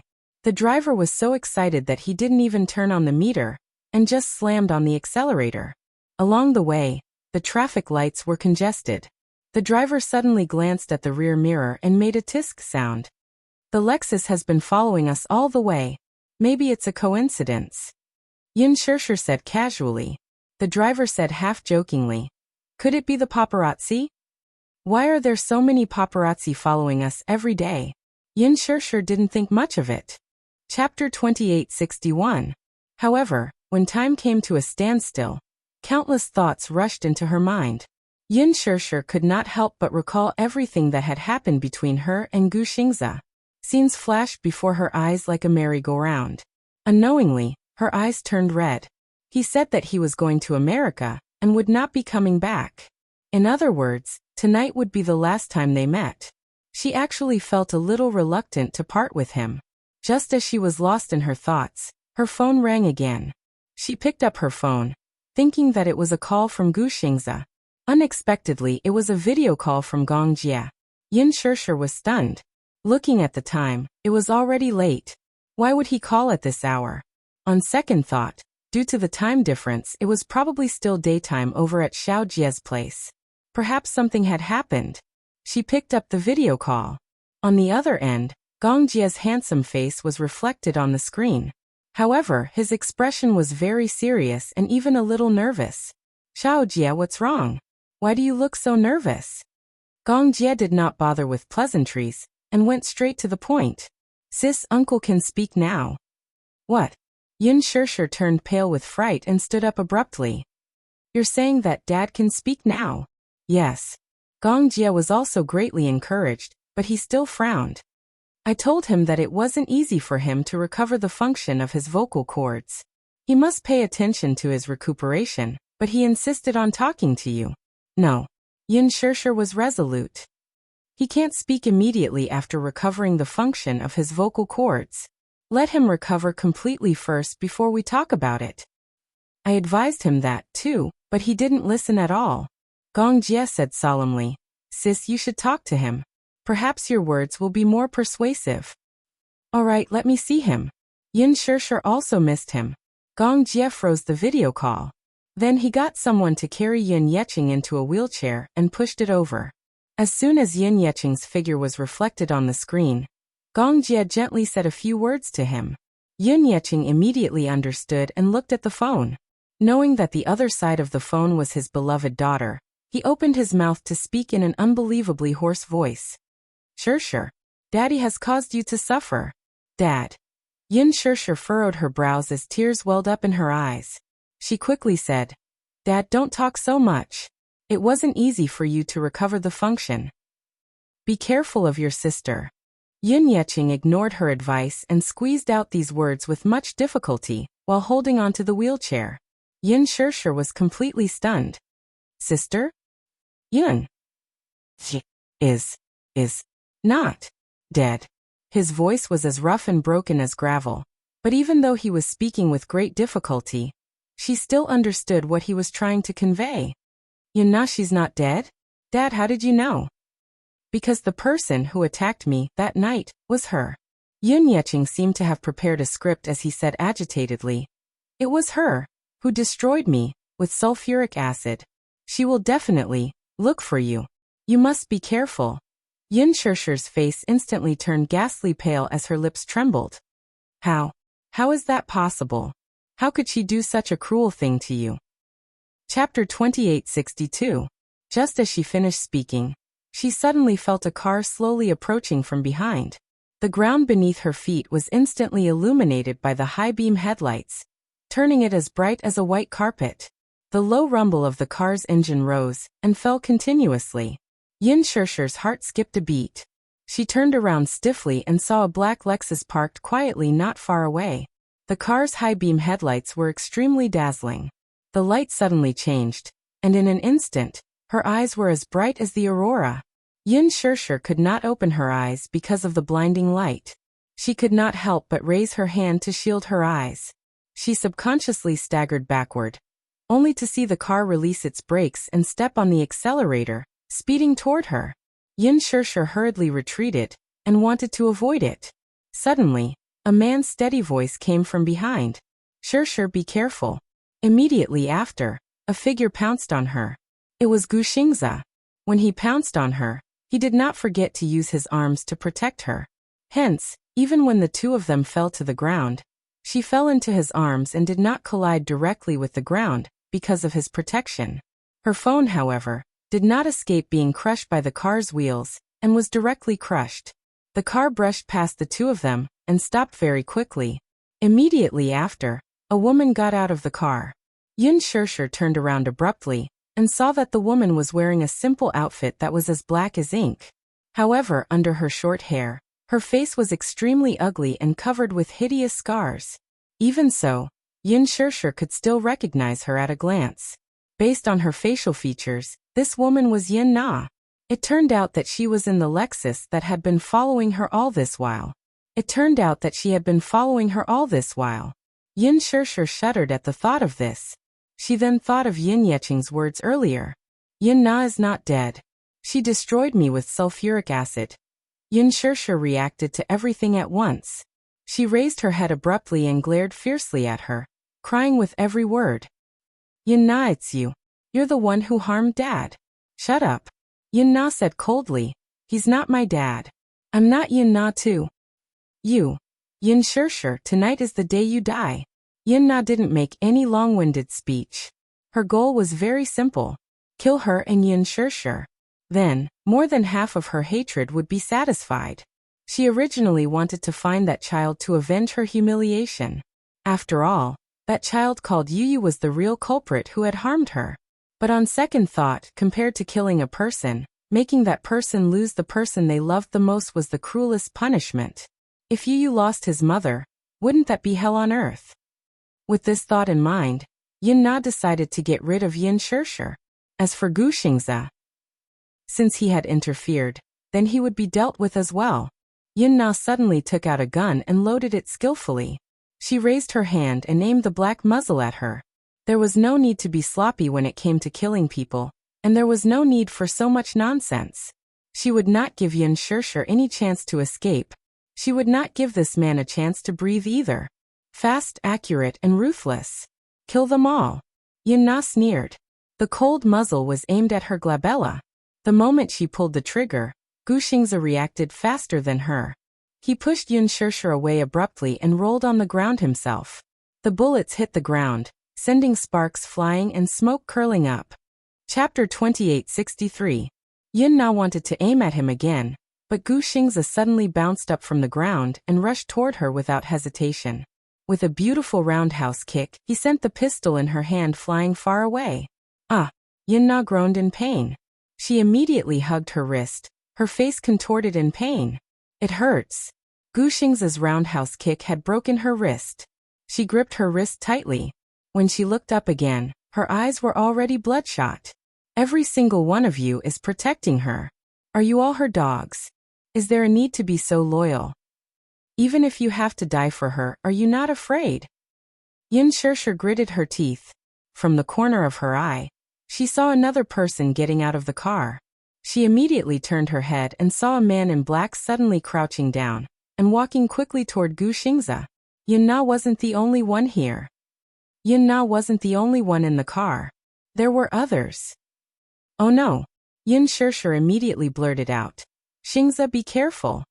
Gu Xingze heard her shout and was a little distracted. When he turned around, Yun-na immediately pulled out a sharp dagger from her waist. She pulled it out of the scabbard, held the handle tightly, and stabbed him viciously in the back. I'm going to kill you. I'm going to kill you. Ugh! Gu Xingze was caught off guard and was stabbed by the dagger. He immediately arched his body. From the corner of his eye, he saw another man in black immediately walk over. He reached out and quietly grabbed his throat, dragged him to the side, and punched him hard in the chest. Cough! Gu Xingze was numb from the pain from this punch. He frowned and the veins on his forehead popped out. The man quickly restrained him, grabbed him by the throat, and pinned him high against the wall. Yun-na rushed over without thinking. Holding the dagger, she ruthlessly stabbed him in the abdomen again. Ah! No! Yun Shirshir was so frightened by this cruel scene that she was speechless. Her mind went blank, but she forced herself to regain her senses. From the corner of her eye, she suddenly saw the pistol that had been kicked aside by Gu Xingze. She hurriedly crawled over and held the pistol tightly with trembling hands. She had never held a pistol before, so she didn't know how to use the heavy metal object in her hand. What to do? What to do? Yun Shirshir was so anxious that her face turned pale, and her forehead was covered with cold sweat. At that moment, Yun-na stabbed him again. When she suddenly pulled out the dagger, it was dripping with blood. Stop! Yun Shirshir screamed and rushed over. She clumsily aimed the gun at the man's feet and pulled the trigger. Because Yun-na had already loaded the gun, the bullet flew out quickly. In the blink of an eye, the bullet hit the man's leg. The man staggered and knelt on one knee. Bang! Bang! She fired 2 more shots at his back. Yun-na saw that she had a gun in her hand and was about to rush toward her. Yun Shirshir, I'll kill you. Go to hell for me. Seeing her rush over, Yun Shirshir trembled and held the gun tightly. She broke down and said, You're the one who should go to hell. Bang! Bang! The bullet shot through Yun-na's other intact wrist and penetrated her flesh. The other bullet lost its center of gravity and made a hole in the wall. Yun-na's dagger fell to the ground. Yun Shirshir, she couldn't believe it. She didn't expect that Yun Shirshir could hit the target on her first try. Chapter 2864. She had practiced for a long time to learn how to use a pistol. Yun-na was in so much pain that she could no longer move her hands. Like a walking corpse, she rushed toward her and slammed her to the ground. Yun Shirshir wanted to pull the trigger again, but she realized that there were no more bullets. This pistol only had 6 bullets. She was shocked and panicked. Yun-na was on top of her. Because she was angry from embarrassment, she opened her mouth and bit down hard on her shoulder like a mad dog. Ah! Yun Shirshir groaned in pain and broke out in a cold sweat. She suddenly reached out and strangled Yun-na's neck. She was on the verge of losing her mind. She did not care about those so-called scruples, and used her fingers to crush Yun-na's eyeballs. Because of the enormous pain, Yun-na let out a shrill cry hysterically, and she actually rolled over to the side. She was too anxious. She was too anxious to get rid of Yin Shirshir. Instead, she was flustered because of this. Yin Shirshir immediately got up from the ground and pounced on her again. She used her hands to strangle her ruthlessly. Angry and desperate, she shouted at the top of her lungs, "Yin Na! Why are you so cruel?" Yin Na was choked until she could not breathe. Her entire head was red because of the lack of oxygen in her brain. Her eyes bulged and her veins popped out. Yin Shirshir gritted her teeth and said, "I hate you. I hate you. You're the one who destroyed this family. You deserve to die. The one who deserves to die is not me. It's you. You're the one who caused Dad to be like that. He's your biological father. How can you treat him so cruelly?" "He's not." Yin Na screamed in despair. "He's not my father. He's not. Yin Shirshir, you took away everything that belonged to me. Even if I go to hell one day, I want you to be buried with me." When Yin Shirshir thought of Yin Yecheng's miserable state, she hated this detestable and evil woman even more. She tightened her grip on Yin Na's throat and exerted more force. She wanted to kill her. Even if she was sentenced to break the law, she would not hesitate. This woman is crazy. If he didn't kill her, she would kill him and Xingzhe. She absolutely couldn't tolerate her hurting Xingzhe again. Yin Shirshir and Yin Na were in a fierce confrontation. Behind them, the man in black finally got up from the ground. He had been shot in the knee, and one of his legs had lost its support. However, when he saw that Yin Na was at a disadvantage, he immediately turned around and returned to the car. He opened the trunk and took out a silver handgun. The man turned around. Under the moonlight, the gun glinted coldly and attracted Gu Xing's attention. It was a gun. He followed the man's gaze and realized that he was closing in on Yin Shirshir. He gradually raised his right hand, swiftly loaded the gun, and put his index finger on the trigger. No. Without a second thought, Gu Xingze ignored the blood flowing out of his abdomen and back. Just as the man raised his gun and pulled the trigger, Gu Xingze pounced on him. Ugh! The man was caught off guard and was pushed to the ground by Gu Xingze. However, the trigger had already been pulled, but the bullet's trajectory suddenly deviated. Originally, if the shot had not deviated, the bullet should have pierced through the back of Yin Shirshir's head. However, because of Gu Xingze's interference, the bullet hit the car window beside Yin Shirshir. Bang! A loud sound was heard. The car alarm sounded. Chapter 2865. The glass shattered. The flying glass cut her cheeks and exposed her skin. Finally, the glass shards pierced Yin Shirshir's eyes. The eyes were the weakest part of a human being. When the glass shards pierced her eyes, the piercing pain made her cry out in pain. Because of the sharp object piercing her eyes, Yin Shirshir felt a piercing pain in her eyes. Her whole body fell backward. Her eyes hurt. After the whole world spun around, her head hit the concrete floor heavily. Her eyes were shaking from the pain. Then, she seemed to feel the glass from the car window falling on her body. Shirshir. She seemed to hear Gu Xingze calling her name, but she couldn't hear what he was shouting. The pain seemed to have taken over all her consciousness. So painful, her eyes hurt. Yin Shirshir panicked. She touched her eyelids with trembling hands. Her fingertips touched a patch of warm blood that stained her eyelashes. It flowed down her cheeks and stained her clothes. She endured the searing pain and opened her eyes a little. Her vision was blurred by blood, as if covered by a layer of red fog. It was so hazy that she couldn't see anything. She could only vaguely distinguish the glaring light. I can't see anything." Yin Shirshir choked with sobs. Gu Xingze frowned and gritted his teeth. He grabbed the dagger from the ground with difficulty. The man behind him wanted to get up and make a final struggle. However, Gu Xingze didn't give him the chance to do so. The dagger pierced into his chest. That was where his heart was. Gu Xingze knew very well that this dagger had pierced into his chest. He didn't want to get up.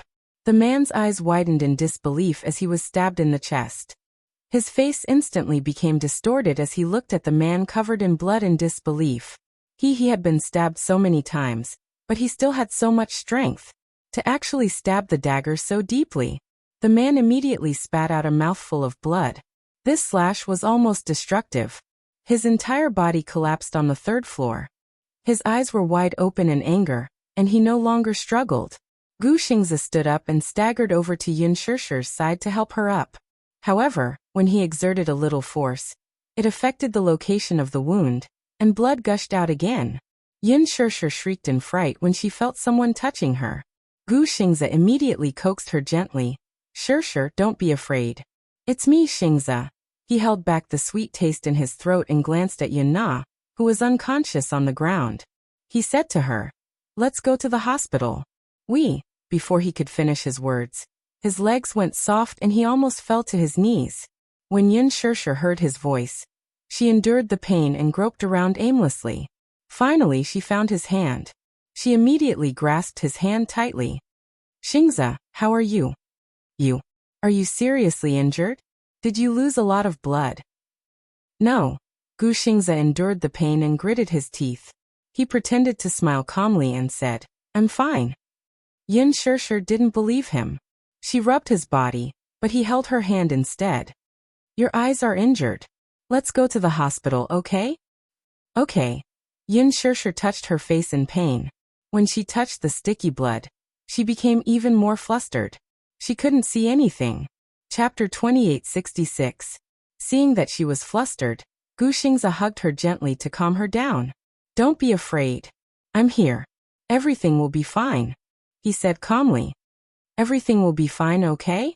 Don't be afraid." The two of them stood up while leaning against each other. Yin Shishir couldn't see, and had lost her sense of direction.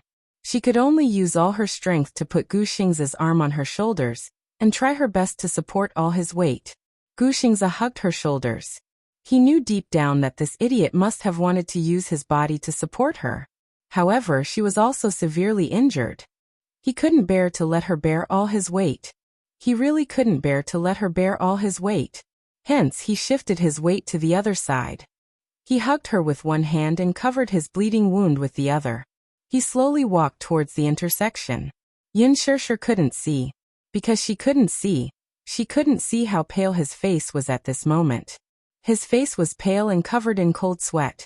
Especially his originally rosy lips. They had lost all color due to excessive blood loss. And because she couldn't see at all how gentle Gu Xingzi's gaze was on her at this moment. It was a gentleness that was engraved in his bones. If he could, he wanted to look at her as much as possible. He wanted to imprint her features deeply into his bones and blood. If he could, he wanted time to stop right here and now. He wanted to look at her quietly until he got tired of looking at her. If he could, he wanted to go back to the day when they first met. He would definitely hug her tightly in his arms. When that man appeared, he would take over her entire heart. Gu Xingzi's lips suddenly trembled. Looking at Yin Shishir's side profile as she endured the pain, he couldn't bear to let her go just like that. For a moment, his eyes were filled with tears and they were red. "Shishir. Before I came. I thought of countless parting words." Gu Xingzi tried his best to widen his eyes and force back his tears. His Adam's apple bobbed, and the corners of his lips curled up. He smiled and said, "I want to wish you happiness. I wish you happiness forever. But I selfishly think that I might not be able to be generous, to wish you happiness." Yin Shishir's expression suddenly froze. "How I wish that you couldn't live without me. Xingzi. I like you." Gu Xingzi endured the pain and his voice was as soft as the wind. "I really like you." He tried his best to force a smile. "I love it so much." This was the first time in his life that he loved someone so deeply. He couldn't accept this. For the first time in his life, he wanted to obtain someone, but after exhausting everything, he still couldn't obtain her. However, no matter how unwilling he was, "I still want you to be happy." Gu Xingzi muttered. Shishir, do you know? I want to be generous and wish you happiness, but I also selfishly hope that you'll never be happy for me. But if you're lonely, I can't bear it." Yin Shishir suddenly felt the weight on one of her shoulders collapse. Her shoulder was suddenly empty, and she heard a heavy sound. It was the sound of someone falling to the ground. "Xingzi." Yin Shishir was so scared that she cried. "Xingzi, where are you?"